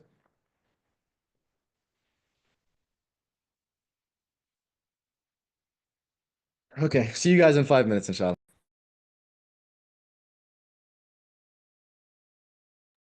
Hi guys, welcome back. I hope everyone's here again. Someone asked if PCR is included tomorrow. From what I heard from first years, it shouldn't be. I think you guys took the last lecture today, so it wouldn't make sense for it to be in the TBL Aslan. But just in case, I mean, ask around in the first year group chat, I guess. But I believe it's not. So everything I covered right now is for the TBL. The PCR stuff is just for the midterm and the final, I believe. But anyways, let's get to it. Let's start with PCR, okay? PCR allows us to amplify a specific DNA sequence. And there's 3 steps to it. We have denaturation, annealing, and extending. I'm gonna explain this on a picture, but let me go through it like right here, just right now. So basically, denaturation, we're starting off with double-stranded DNA in PCR, okay? Looks like this. Kind of ugly drawing, but it doesn't matter. So we're gonna denature this DNA, okay? We're gonna leave it, and we're gonna make it single-stranded, okay? So it's gonna be single-stranded DNA, okay? And this denaturation step is at a very high temperature to denature the DNA. Yeah, inshallah, the slides will be shared with you guys. Don't worry. Um, Next up, we have the annealing step. Okay. The annealing step. Uh, the annealing step is at 40 to 68 Celsius. Um, don't worry about the. I got lost for a second. Sorry, guys. Don't worry about the temperature. You just have to know that denaturation is at a high temperature. Annealing, we're gonna drop down the temperature, and what's it called? Uh, Annealing is basically when we add primers, okay? I'll explain to you guys what primers are, but I'm sure you guys know from MOL 1 that to extend DNA, okay, or when we duplicate DNA, we're gonna have primers, RNA primers, okay? So in our case, I think we're gonna be using DNA primers, not that it matters. So these primers are gonna bind to the DNA on both sides, like this, okay? And that's the annealing step, okay? Then we have the extension step, okay? So we're gonna raise the temperature up a bit more, and we're gonna use something called Taq polymerase. It's a DNA polymerase, and it's gonna extend the DNA like this. So at the end of this all, you're gonna have 2 strands of DNA. We started off with 1, and when we ended up with 2, okay? I'm sorry, I lost my concentration halfway through this explanation, but don't worry, we're gonna repeat it with pictures in a second. So for PCR, we need 4 different things. We start off with a Okay, someone's unmuted. Okay, I think things are back to normal now. Okay, so we start off with a primer. Okay, and primer is, like I said, it's something that flanks our DNA sequence. Okay, so this is our target DNA. This is the DNA we want to amplify. Okay, and the primer is just surrounding it. Okay, we have a reverse and forward primer. You don't have to remember that, but basically we have one primer that's specific for the 3' and one primer that's specific for the other 3' on the other side. Yani it's complementary to both sides of the DNA. Okay, so what a primer is that it's an oligonucleotide. Okay, and it flanks the DNA sequence of interest. Okay, it surrounds the DNA we're interested in replicating. Okay, and it's 20 to 35 nucleotides long, okay? The reason why it's this long, 20 to 35 nucleotides, is because we want it to be very specific. We want it to bind specifically to this place surrounding our target DNA, okay? If it's less than that, if it's like مثلا 4 nucleotides, it's kind of a stupid number, but let's say 4 nucleotides, it would bind everywhere, okay? It won't be specific at all. So we make it 20 to 35 nucleotides so it can specifically bind to the flanking region, okay? The region that flanks our target sequence, okay? I hope that makes sense. Next up, we have heat-stable DNA polymerase, okay? Taq polymerase, okay? So remember, we have a denaturation step, and the denaturation step is like near boiling temperatures. It's like a 90 something, okay? In normal circumstances, our enzymes would denature, okay? Normal human enzymes would denature, okay? So we can't really do the PCR, okay, if our enzymes denature, right? So what we do is we take enzymes from a bacteria that lives in this place. It's like a geyser or volcano or something, I don't know. Basically, this bacteria lives in high temperatures, okay? And we take the DNA polymerase from this bacteria, and it's known as Taq polymerase, okay? Taq polymerase is heat stable, so it can survive in high heats, high temperatures, okay? So I wrote it down in text. We need something that can elongate the DNA, but it doesn't denature at high temperatures, okay? And this is known as Taq polymerase, okay? Next thing we need is our DNTP mix. DNTP just stands for deoxynucleotide triphosphate. DNTP mix is just a mix of our nucleotide CTGA, as you know, okay? So we need the nucleotide so that we can actually clone the DNA. Makes sense, right? Next up, we need the actual DNA, okay? This will be the DNA that we're actually going to be replicating, okay? And this is the most obvious one. Without the actual DNA, we're not going to be replicating anything, okay? I hope that makes sense. So now let's look at the steps one by one. We have DNA, and we denature it into single-stranded DNA, okay? Using high temperatures, okay? So now we're going to have 2 strands, and then we have the annealing stage. So we drop down the temperature to a temperature where our primers can bind, okay? Now remember, our primers are flanking the target sequence, okay? So this is our target sequence right here, and our primers are going to be flanking the target sequence, okay? As such, okay? And then we raise the temperature up a bit so that our Taq polymerase starts doing its job. Taq polymerase will take the DNTP, okay, our nucleotides, the DNTP mix, and it's going to add it in and start elongating the DNA. So at the end of this all, we're going to end up with 2 strands of DNA, okay? So yeah, that's pretty much it. And remember, we're doubling the DNA every cycle. So we can do multiple cycles of this, and every cycle, the DNA is going to double. So think of it this way. We're going to start off with 2 DNA, or no, we're going to start off with 1 DNA, then it can become 2, then it becomes 4, then it becomes 8, then it becomes 16, 64, or no, I skipped a step. It becomes 32, then 64, then 128. That's kind of a waste of time, but yani, so you guys get the point, is that we're doubling the DNA every time. And there's going to be an exponential increase for every cycle, okay? Now, at the end of this all, we can visualize the results using electrophoresis or a fluorescent signal. And we're going to segue into that by looking at the types of PCR. Now, there's 2 types of PCR. We have endpoint or conventional PCR. Now, in endpoint or conventional PCR, we get a simple result, okay? The result is either positive or negative. So either the tube has the DNA or it doesn't, okay? That's what conventional PCR is. Now, real-time PCR or quantitative PCR is quantitative, okay? We're going to get numbers, okay? So maybe like you could say this sample that you had, you started off with 2 DNA, okay? Or relative. So we can compare it with other DNA. We could be like, okay, this sample had more DNA than the other sample, okay? And don't worry, I'll show you guys examples in the upcoming slides. But that's that. So endpoint, conventional, positive or negative, very simple. Real time, we can get numbers, it's quantitative. Or relative, we can compare 2 different samples with each other. So let's look at endpoint conventional PCR. And in this case, we're going to use electrophoresis, right? So how do we interpret our results? Okay, so the PCR product should be of expected size. So now imagine we run electrophoresis and we're expecting a product. This is pretty big, but we're expecting a product of this size, مثلا. But we only end up with this.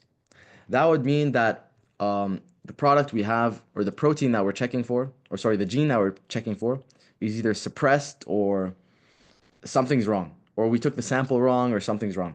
And the sample we get, or the PCR product we get, should be of the expected size. Okay, that's what that means. And then there's the fact that no product should be present in the reagent blank. So the reagent blank, let me explain right here. So for the PCR, we have tubes, right? In this tube, we're going to have our DNTP. In this tube, we're also going to have our primer, okay?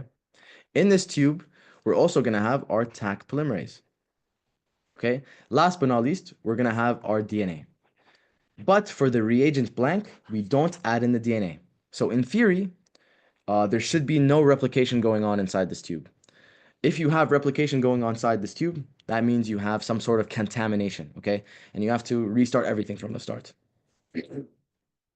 So the last 2 points are kind of just nothing, like kind of useless. It's not really about interpretation, but it was in the slides. So misprimes may occur due to non-specific hybridization of primers.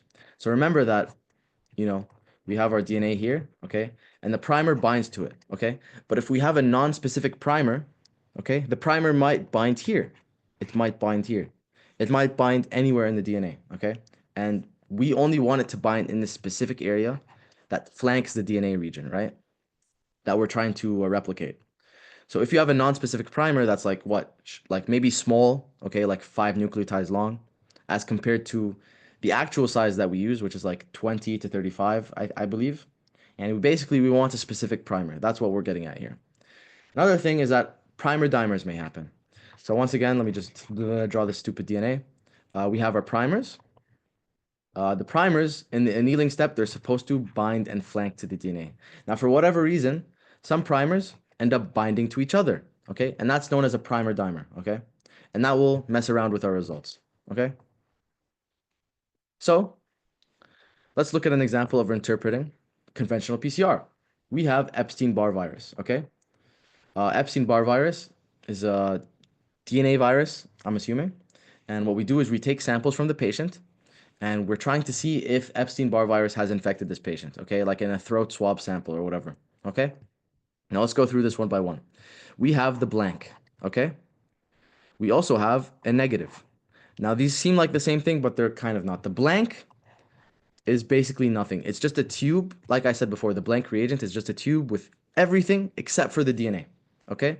So you're not going to have anything here, and that shows. So there's no contamination. If there was something here, if there was a product here, that means our samples were contaminated and we should restart, okay? The negative, it's a tube, but we put the DNA inside. But the DNA that we put inside, we know that it doesn't have the gene of Epstein-Barr virus. So we know that there should be nothing here. If something shows up here, something is wrong with the test, okay? Now, positive is we're going to take another tube and we're going to put a gene, and we know 100% that the gene we're putting in, or the DNA that we're putting into the tube, has Epstein-Barr virus. And if it shows on electrophoresis, that means khalas, we're good. If it doesn't show, that means there's something wrong with the test once again. Okay, so these are all basically controls, okay? They let us know that the test is working fine. If something's wrong with these, we have to repeat the test or try and find out what's going on with the test, okay? It's basically like for troubleshooting, for example. And now we take samples from our patients. Patient 1, patient 2. We take 2 samples to make sure, okay? Now you can see in patient 1, he has Epstein-Barr virus, okay? The sample that we took from the patient shows Epstein-Barr virus through PCR. Specimen 2, on the other hand, or patient 2, I don't know why they're calling them specimens, shows nothing. It's empty, okay? So does this mean that patient 2 doesn't have Epstein-Barr virus? No, not at all. Because look over here, we have something known as beta-actin, okay? When we take the throat sample, I believe it's a throat sample, every cell in the body has beta-actin, okay? Beta-actin is something known as a housekeeping gene, okay? It's found in every cell. So when we take the throat sample, the cells in that throat sample should have beta-actin. So we have our negative here once again, it should be empty. We have the positive here, and it's positive. So everything is good with the test. Patient 1 has beta-actin. So we know we took a good sample, okay? But patient 2, for whatever reason, doesn't have beta-actin, okay? And remember, beta-actin is found in every cell. So what must have happened here is that we didn't properly take a sample. That's why nothing showed up here. So there's a chance that this patient still has Epstein-Barr virus. So we have to retake patient 2's sample, okay? And that's it. That's how we interpret these conventional PCRs. Remember, this is conventional PCR using electrophoresis. It's conventional because this only tells us, what's it called? This only tells us if it exists or not, okay? So this is conventional. It's a yes or no, okay? Now, moving on to real-time or quantitative PCR, also known as qPCR, it's the real-time detection of product using signals. Signals such as cybergreen and cleavage-based TACMan, which I'll explain in the upcoming slides. Now, one thing to not get confused on is real-time PCR and RT-PCR, okay? Real-time PCR and RT-PCR are different things. They're not the same, okay? RT-PCR stands for reverse transcriptase PCR. Real-time PCR, on the other hand, is real-time PCR, okay? It's quantitative PCR. It's different things. So in questions, if he says RT-PCR, know that he's talking about reverse transcriptase PCR. He will never turn this into RT. If he's talking about real-time PCR, he's going to say the full 2 words, real-time PCR, okay? So let's get into it. Let's look at what real-time PCR is. Basically, we have our DNA here, okay? And we have the amount of cycles here.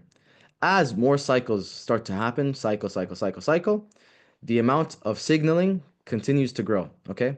So the more cycles we have, the more fluorescent signals we have, or whatever we have, signals, will continue to grow, and it'll eventually plateau. Now, the reason for the plateau is unknown, but you guys don't need to know anything about the plateau. Just know that as the amount of cycles increase, we have an increase in the signal, okay?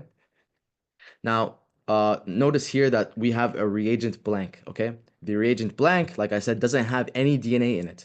So because of this, no replication should be happening. So no matter how much cycles you go through, the amount of fluorescence doesn't change. It doesn't go up like this. It stays flat, okay? That's pretty much it.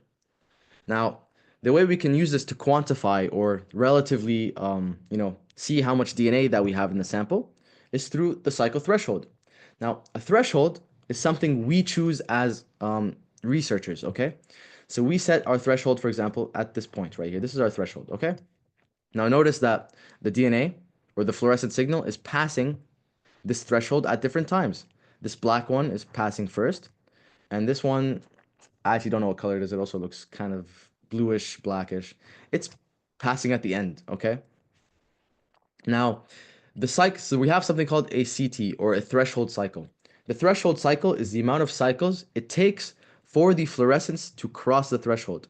So in this case, this one right here has a CT of like, I don't know, 23, 22, maybe 24. But the one over here on this hand has a CT or a threshold cycle of like 43 as well, something like that, 43, okay? Now the thing to know about CT or the threshold cycle is that it's inversely proportional with the amount of DNA we started off with. So if we have a CT, or let's say it this way, if we started off with a lot of DNA, our threshold cycle or our CT is going to be low, okay? Because DNA grows exponentially, like I said before, and we started off with a lot of DNA, it's easier for that DNA to cross the threshold, okay? It's easier for the fluorescent to grow grow enough to cross the threshold, okay? So this right here, this guy over here has a low cycle threshold. So we know that for this one, we started off with a lot of DNA. So it was able to cross the threshold faster. Now, if we had less DNA, if we started off with a little amount of DNA, this cycle threshold, or the threshold cycle or the CT would increase, okay? So this guy over here has a threshold cycle of like 45, okay, for example. So that means we know that we had less DNA starting off here. So this is how we can compare between two samples. We can say that this sample right here has way less DNA than this sample, okay? I hope that makes sense. So now we're going to look into the actual things that give off the light, okay, that we see in the graphs. First off, we have cybergreen. Now, cybergreen is a dye, okay, and it only binds to double-stranded DNA, okay? So let's look over here at the pictures. At the denaturation step of PCR, there's no double-stranded DNA. So the cybergreen just floats around, right? It doesn't bind to anything.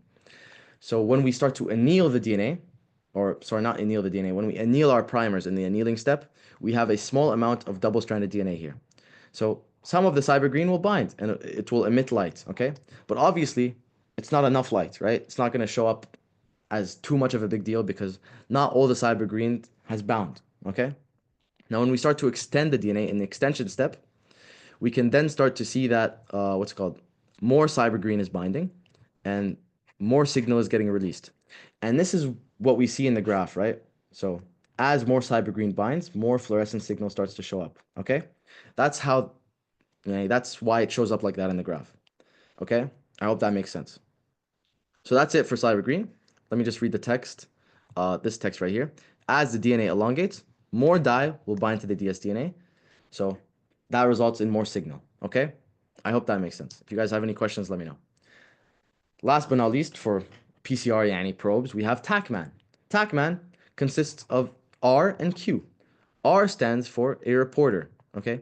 And Q stands for the quencher, okay? Now R over here releases fluorophore, okay? It releases light, okay? And the quencher is in very close proximity to the reporter. So the quencher steals all of the light, steals all of the fluorophore, and stops us from detecting it, okay? And this, by the way, TACMAN is a probe, okay? So it binds to the middle of, the DNA, basically. It binds here, for example, okay? And when Taq polymerase starts to extend the DNA, it's going to reach this probe, okay? And what it's going to do, it's going to cleave the probe, okay? So what's going to happen is that R is separated from Q. There's going to be a huge distance between them. So what's going to happen is that Q, or the quencher, will not be able to take the fluorophore from the reporter, okay? So what's going to happen is that the reporter will freely release fluorescence and we'll be able to detect this fluorescence, okay? And obviously, as more and more TACMAN probes get cleaved, you're going to have more fluorescence. So it's going to result in this graph once again, okay? I hope that makes sense. So that should be it for PCR, yani the basics of it. Let's move on to COVID-19 testing. So there's two types of COVID-19 tests. We have diagnostic tests, which diagnose current infection, and we have, let me move on to the next slide. We have serological tests or antibody tests. These will diagnose previous infection. Okay? So in the diagnostic tests, we have two types of tests. One is a molecular test. It detects viral genetic material in a nasal throat swab sample. Okay? And then we have the antigen test. It detects viral proteins in the swab sample. So remember, COVID-19 is a virus and it has antigens on the surface. Okay? We can either decide to detect the antigens on the surface of the virus, that's an antigen test, or we can test the viral genetic material inside the virus. The virus has this gene. That's a kind of stupid gene. The virus has a gene, okay, or has genetic material inside of it. So we can also detect this viral genetic material. In the case of COVID-19, it's RNA, okay? Now, a little bit quiz for you guys. If we're trying to detect viral genetic material, which is RNA, what kind of technique would you use? And for antigen testing, if we're trying to detect viral proteins in a throat sample, what technique would we use? Do you guys know?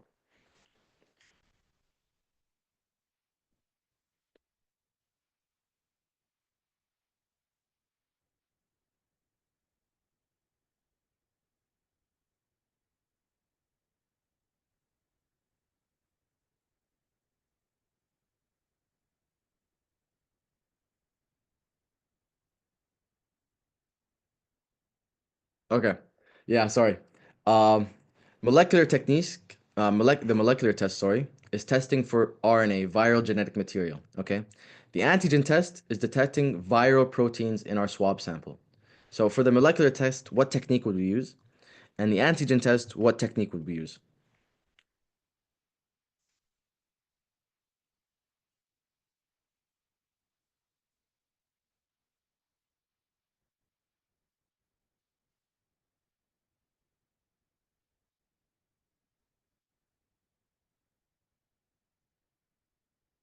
Western blotting for the molecular.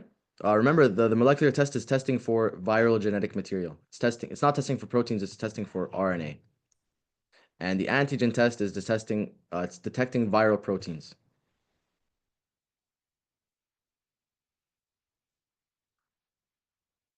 Okay. You said northern. Now, okay, this was kind of a trick question.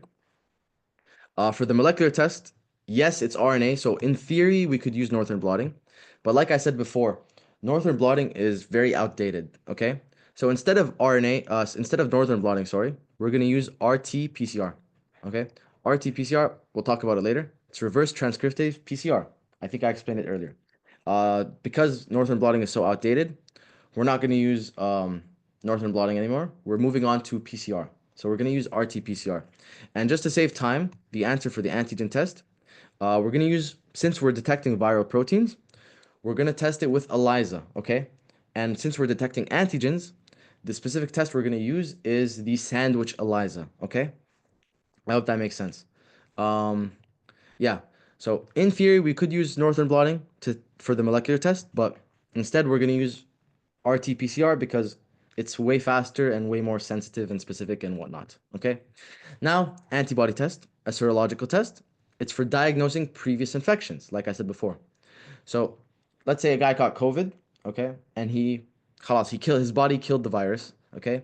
In his blood, he's still gonna have floating antibodies to the virus, okay? So in this case, we're gonna use indirect ELISA, okay? That's pretty much it. So before we get into a bit more about COVID tests and whatnot, let me talk about sensitivity versus specificity, okay? Sensitivity is how good a test is at finding people who have the condition, okay? So, a highly sensitive test would have almost no false negatives. So let's say a test has 99% sensitivity. That would mean that 99% of the time, it's going to find a person who has the condition and mark them as positive.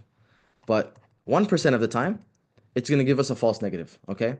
So a person who has the disease will go for the test, but he'll come out as negative, even though he has the disease, okay? And unfortunately, every test, like we can't have a test that has 100% sensitivity. So there's always going to be things like this. But we try our best to make our tests reach 100% sensitivity uh, so we can decrease the amount of false negatives. Okay. Now we have specificity. Specificity is how good a test is at finding people who don't have the condition. So a highly specific test would have almost no false positives. Okay. So let's say a test had 99% specificity. Okay. That means 99% of the time, it's going to find a person who doesn't have the condition. So a guy in the clinic comes to get tested, he doesn't have the sickness, and the test comes out as negative. Okay. But 1% of the time, unfortunately, the person who's not sick is going to take the test, and the test is going to tell him that you have the disease. Okay. So that's what specificity is. Okay. I hope that makes sense. That's sensitivity versus specificity. Now, for COVID-19 testing, like we said before, we have the molecular test and the antigen test. The molecular test is highly sensitive and specific, okay? So it's the preferred method for direct diagnosis of COVID-19, okay? This is what we use at hospitals for COVID-19.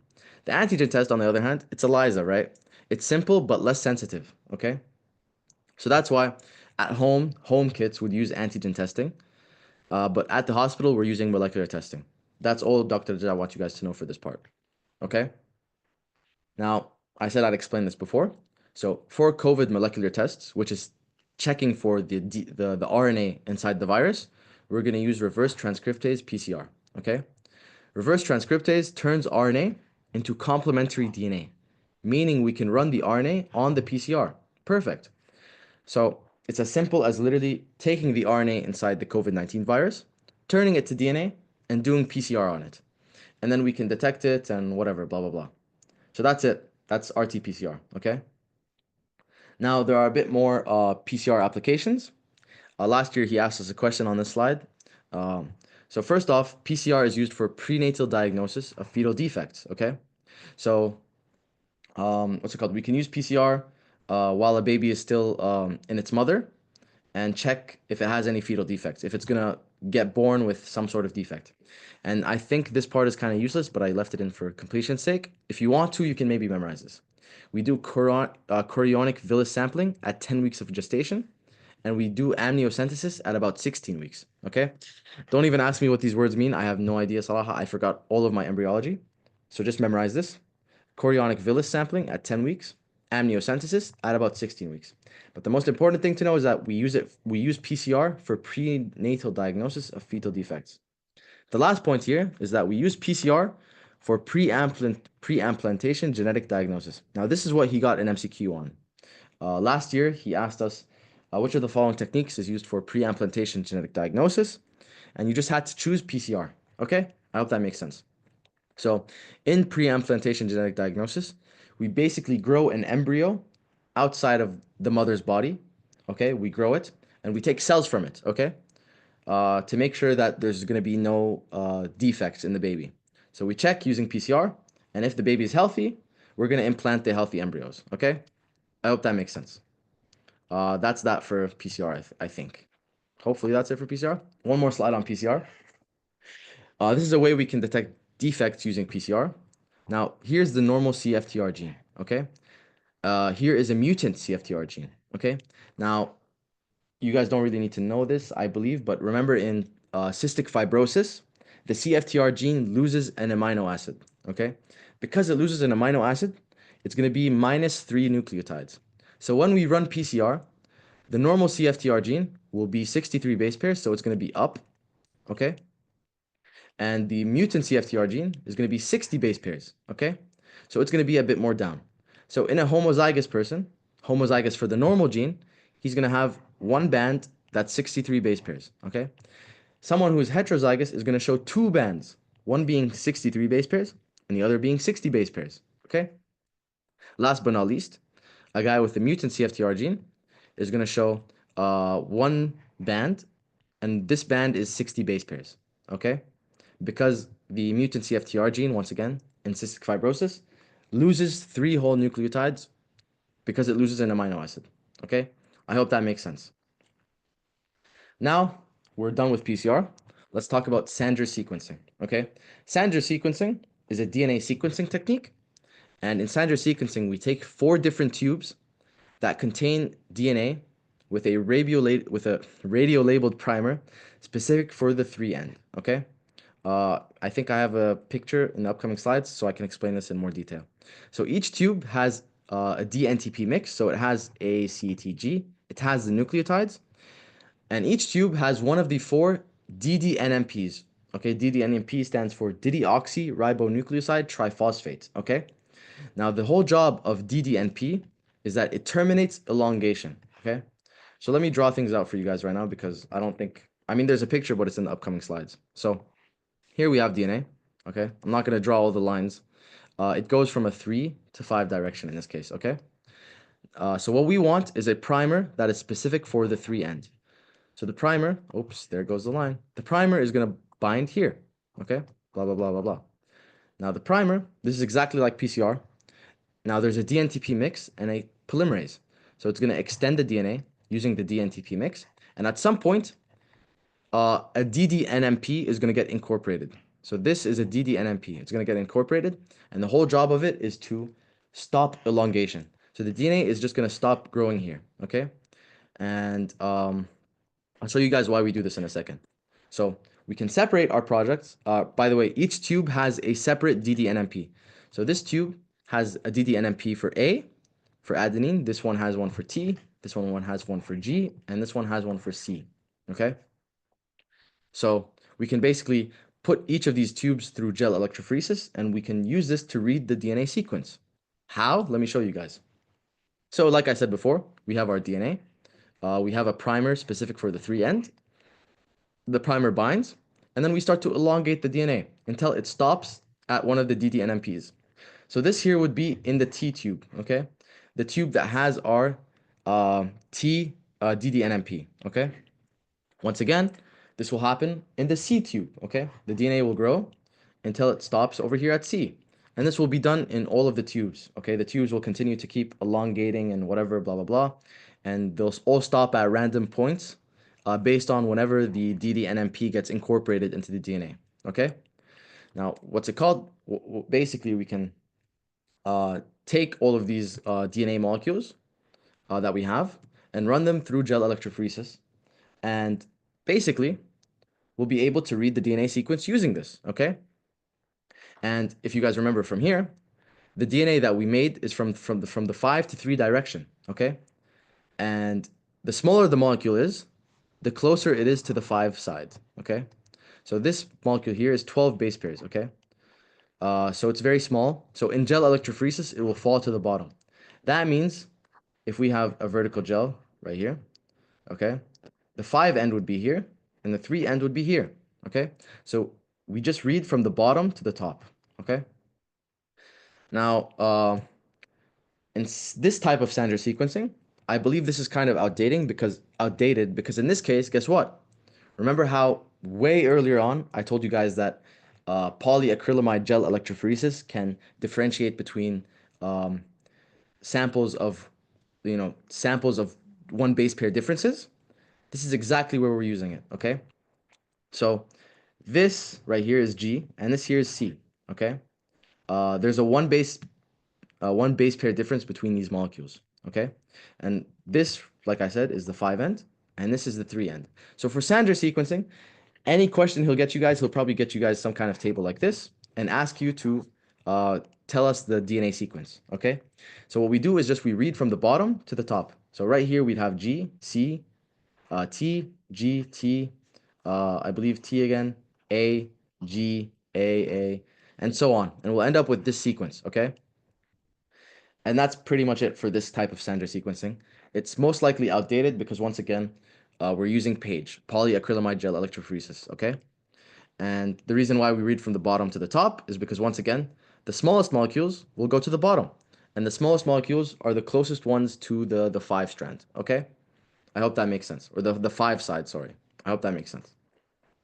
Now, instead of doing the stupid page, which is time costing or, it's not time effective at all, we can just put everything in one tube, okay? And what we can do is we can label each ddNMP with a different color, okay? So the ddNMP is what's going to give us the signal, and each one has a different color, okay? And in the end, what we're going to do is we're going to put it through a machine. The machine is going to read, okay? It's going to read from what's it called, the smallest to the largest, and it's going to give us the strand from 5 to 3, and we can just read it off the colors.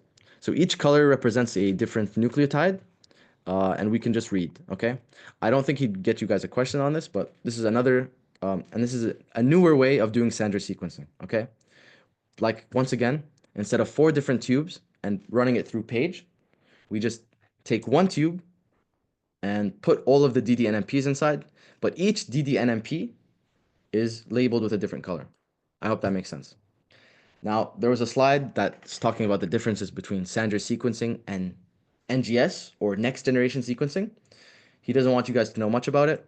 The only difference is that Sander sequencing can only sequence one DNA fragment at a time. Next generation sequencing can do multiple DNA fragments at once. That's the only thing you guys need to know, okay? Finally, we're at the last topic of our lecture, microarrays, okay? Microarrays, key word here, profiles gene expression of thousands of genes simultaneously, okay? So in a question, if you see something about, looking at the gene expression of thousands of genes, think microarrays instantly, okay? It's able to detect a bunch of things, including single nucleotide polymorphisms, okay? So let's look at how this works, okay? In, microarrays, we have thousands of nucleic acid thousands of nucleic acid sequences arranged in grids, okay? Now in these grids, we have a bunch of spots, okay? Now each of these spots has a nucleic acid sequence inside of it, okay? And what we do here is we take mRNA, okay, from cells, okay? Let's say we want to compare a normal cell versus a cancer cell, okay? So we take the mRNA from the normal cell, right here. We take the mRNA from the cancer cell, okay? And we do reverse transcriptase, okay? And reverse transcriptase turns this mRNA into complementary DNA, okay? Perfect. Now, we have our DNA, we have our complementary DNA, and this complementary DNA will act like a probe for us, okay? So what we do is we label the normal DNA with a green fluorescent molecule, and we label the cancer mRNA, but now it's turned into cDNA, we label it with red fluorescent molecule, and then we mix them equally, and we put them onto the microarray, okay? So this cDNA will basically bind to the nucleic acid sequences on each spot. And like I said before, each nucleic acid sequence, each spot has a different nucleic acid sequence that is specific for some kind of thing we're interested in seeing. Okay, so if what's it called? If the normal cell expresses more of a certain type of DNA than the cancer cell, it's going to show up as green because more of the normal cDNA is binding.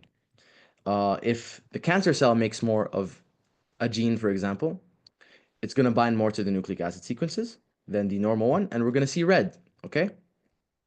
Now, if they both make this thing equally, we're going to end up with yellow because both of them bind to the nucleic acid sequences equally, okay? I hope that makes sense. Let's look at this one more time.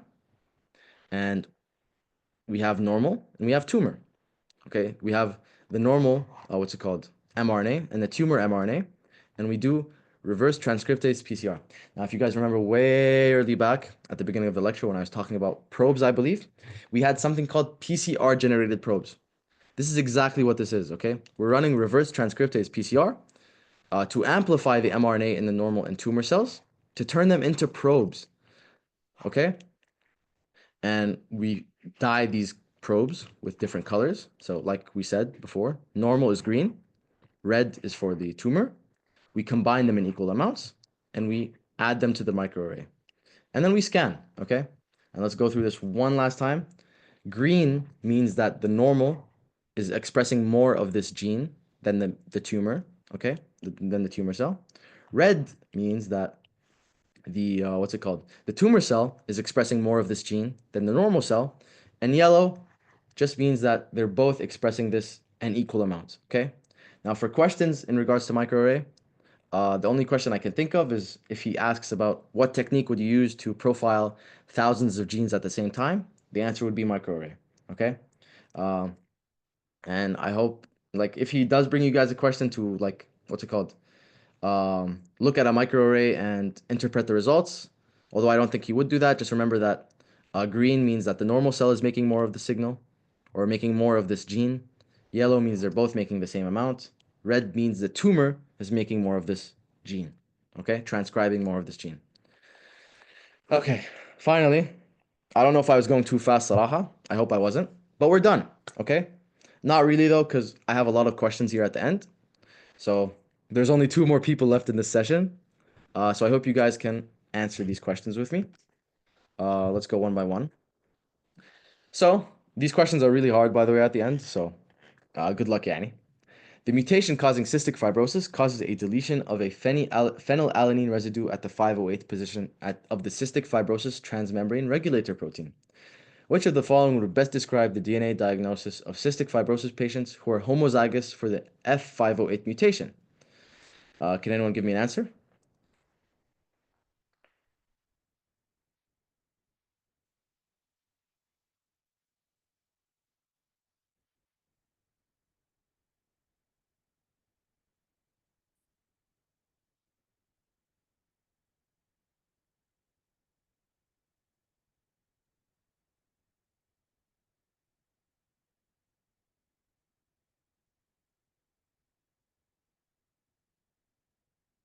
Well, I hope you guys are still with me, Annie.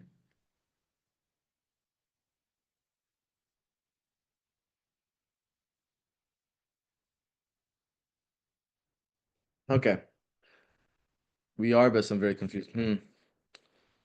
I mean, try your best, yeah, and take a guess. By the way, I took these questions from last year's TBL. Al-Jada likes to give us very hard questions in the TBL, but don't worry, the exam questions will be way easier. But for the TBL, he might give you guys a hard time with questions like this. And try your best. I'll explain. If you want me to explain right now, I can, yeah, it's fine. If you don't have any answer, yeah.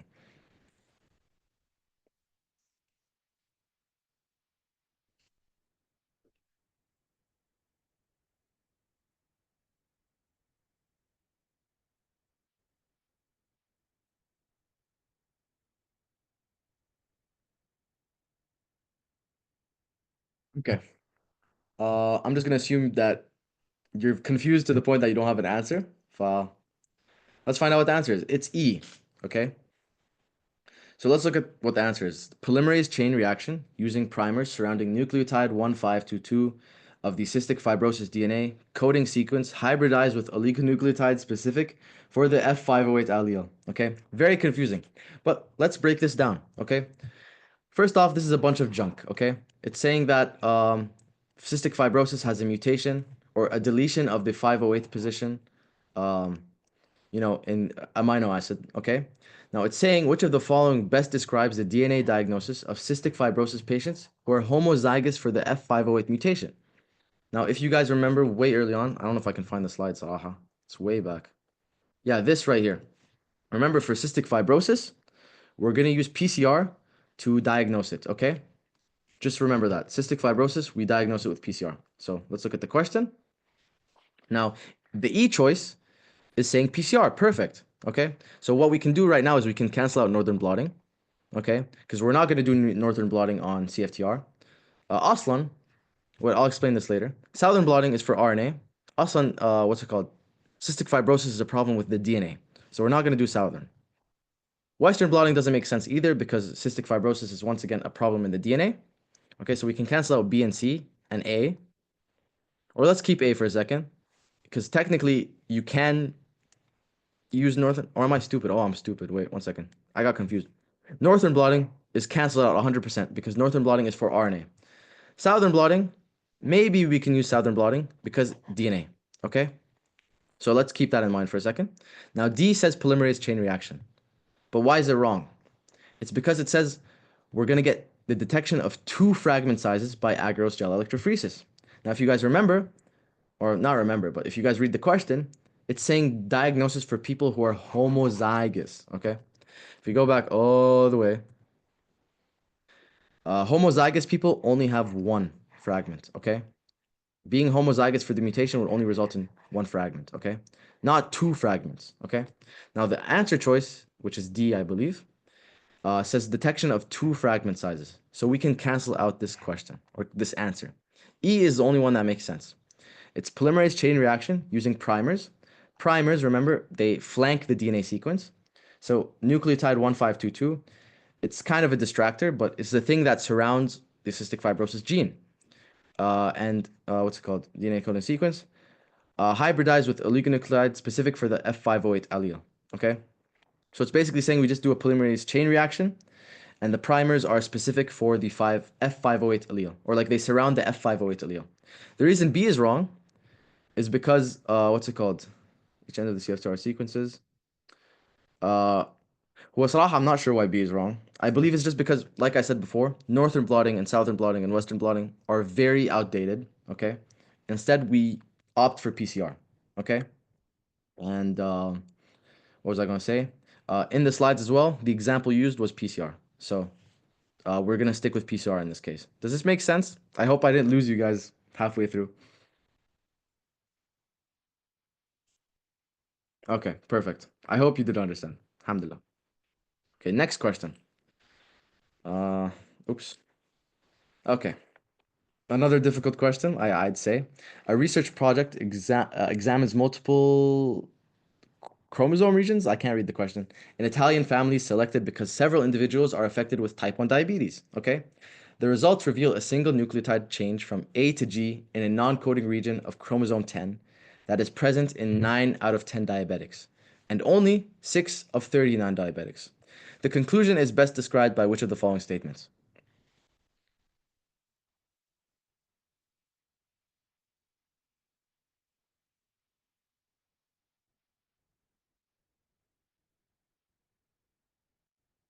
I'll give you some time, and if you can't answer once again, I'll explain because I remember taking this TVL last year, and I got like what, like 3 out of 10 or something, or 3 out of 12, because the questions were extremely hard. But don't worry, like the exam won't be this difficult. But I put these in because learning's sake, yani.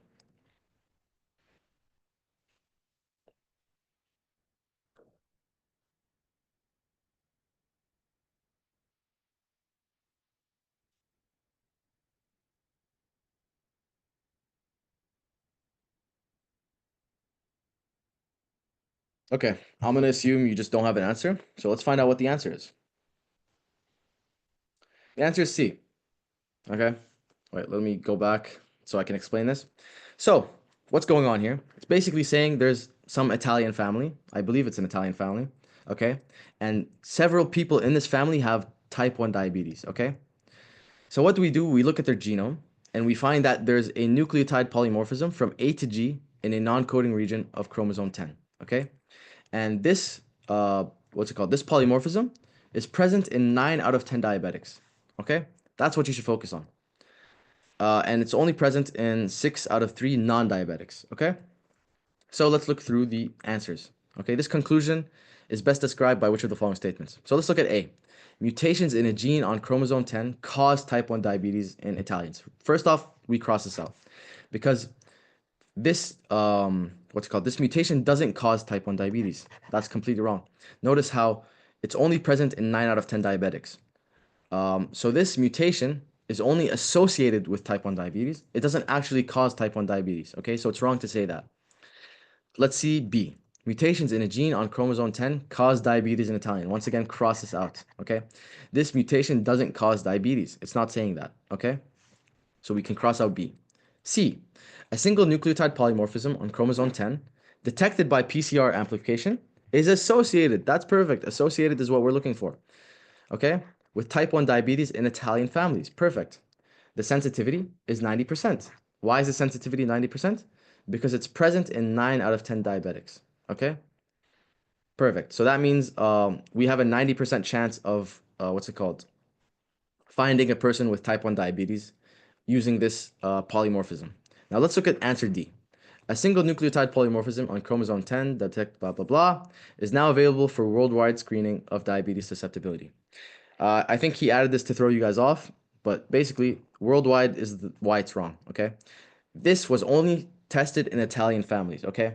We can't generalize this to the world, okay? So basically, because we said worldwide here, this answer choice is wrong, okay? Um, and the question never said anything about this change being used for worldwide screening, okay? E, association of a chromosome 10 gene mutation with type 1 diabetes in Italian family suggests that HLA loci may blah, blah, blah. This is a bunch of words that no one understands, okay? And notice how it's talking about chromosome 6. Chromosome 6 wasn't mentioned in the question anywhere, so you can cancel this out, Yanni, okay? So that's why C is the correct answer. Does that make sense? Yes, perfect, okay. Let's move on to another question. A 28-year-old female has a strong family history of Huntington's disease. Her father passed away from the condition, and her older sister was recently diagnosed. Concerned about the possibility of being at risk, she decides to undergo genetic testing to determine whether she carries the mutated gene associated with Huntington's disease. Her family doctor orders a PCR as part of the genetic testing process. What information is essential to know before performing the PCR? This should be easy, hopefully. Like, this is a bit more chill, yeah, compared to other questions.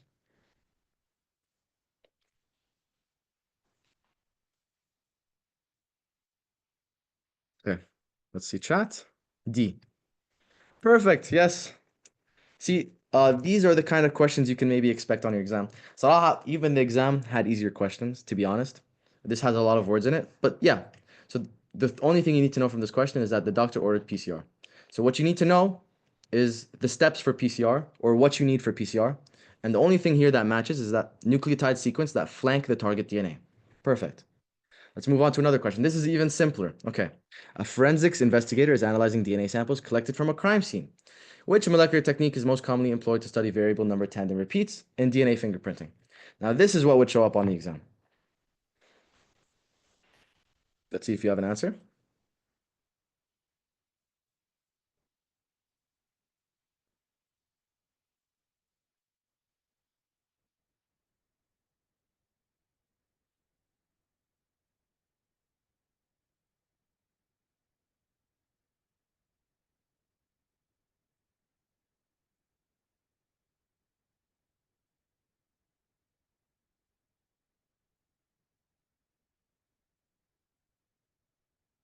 Any answer?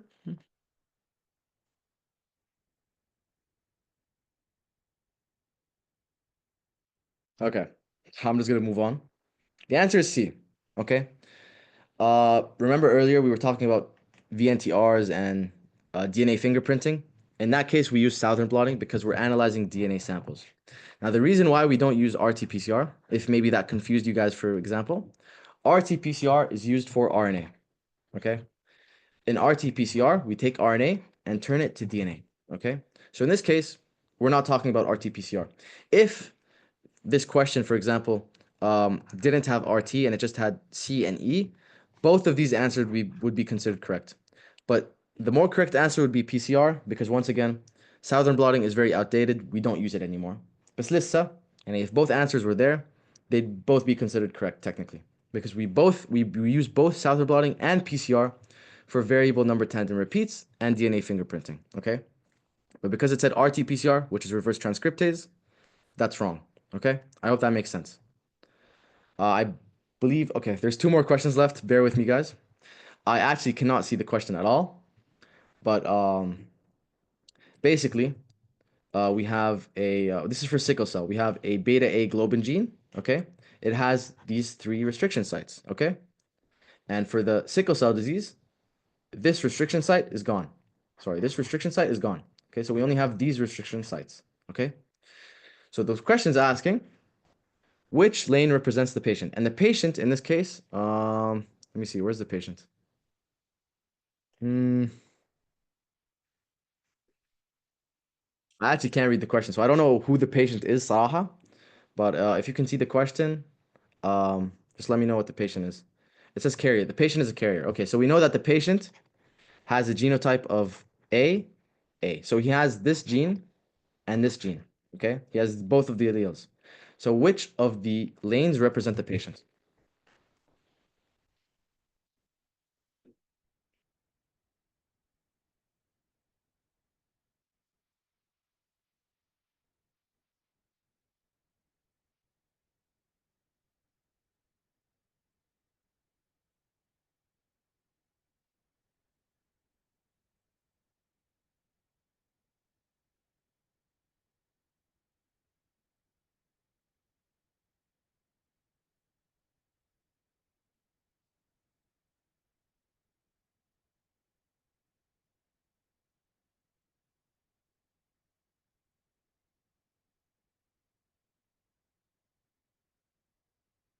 Okay, a couple more seconds to see if you can maybe get the answer.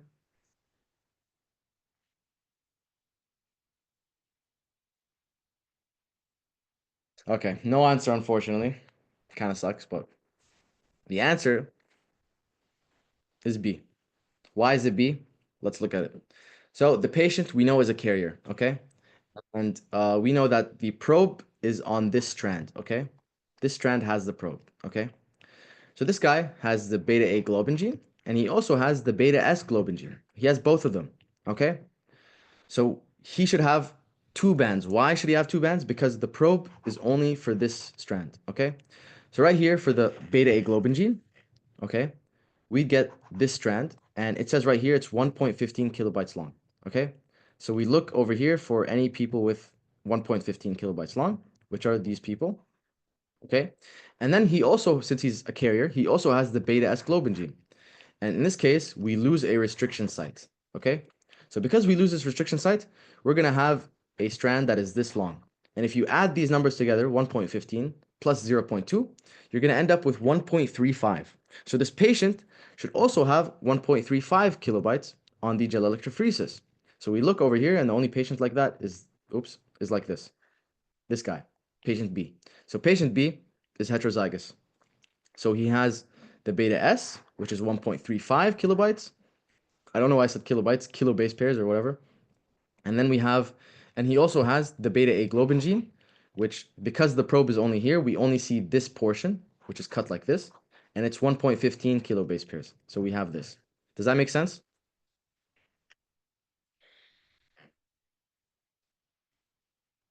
Okay, perfect. Thank you. Last question. Okay. I have no idea what it says on top here, but let's just read from here. A region of the DNA of interest from a family affected with the disease is amplified. Okay, so I guess it's important to know what's on top, but whatever. Okay. Let me see. A region of the DNA of interest from a family affected with the disease is amplified. restriction with ECO-R1, and subjected to Southern blotting to determine which members of the family are carriers, heterozygotes. So we're looking at heterozygotes this time, okay? Of the mutation, okay? The figure shows 3 cleavage sites recognized by the enzyme.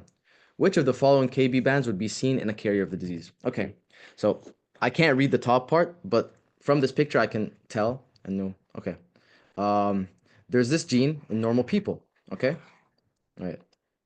So some case of an autosomal recessive disease are associated with the creation of new restriction site. Okay, perfect. So in normal people, you have this gene. Okay, and they have restriction sites like this. Now in people with the disease, okay, they have a new restriction site that cuts over here.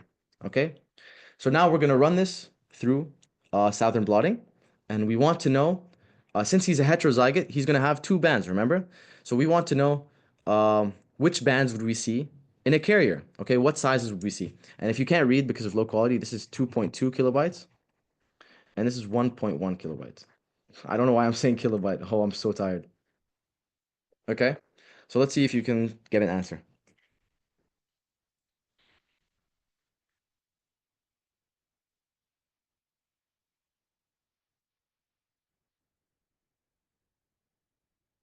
Okay, an answer? D.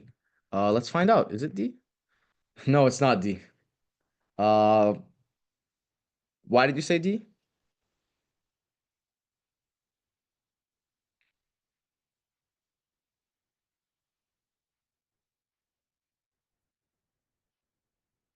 Well, okay, while you maybe explain or whatever, let me explain for you. It's fine. Okay, so remember, this patient is a carrier. He's heterozygote. So he has the normal gene and he also has the mutated gene, okay? So for the normal gene, he has a band like this, okay? Remember, the restriction site doesn't exist for this guy. Because, or not for this guy, for this allele. For the normal one, it's normal, okay? He doesn't have this restriction site. So he's going to have 2 plus 2, uh, 2.2 plus 1.1, which is 3.3. Okay, perfect. Now, for his other allele, which is mutated, he's going to have a new restriction enzyme, which cuts here. Okay, but look, the probe is right here. Probe is detecting this strand. Okay, and this strand is 2.2 kilobase pairs long. So he's going to have 3.3 kilobase pairs plus 2.2. Okay, and if we were to run this through gel electrophoresis, it would look like this. And the guy who's heterozygote would have one over here, 3.3, and he'd also have one at, he'd also have one at 2.2. Okay? Does that make sense? Oh, you missed where the probe was. Okay, perfect. Yeah, exactly. That the probe is what determines everything. So focus on that. And Dr. That will trick a lot of you guys with this probe stuff. Okay? And that's about it. That's the entire 3 lectures. I really hope I did a good job because I believe these lectures were very difficult last year. If you guys have any feedback whatsoever, like if my teaching was horrible or something, just scan this QR code and let them know. Or if my teaching was good, and I hope it was. Um, don't worry too much about the TBL. He's bound to bring you guys very difficult questions. But on the exam itself, he's very lenient. He brings easy questions. And I really hope that this whole session prepared you guys for both the TBL and the exam. Don't worry, guys. Tomorrow, just focus up on the questions, and inshallah, you guys will do awesome. Uh, very helpful with some of my things. Thank you so much. Thank you for staying for the whole 3 lectures, even though the 3rd lecture I don't think is in the TBL tomorrow.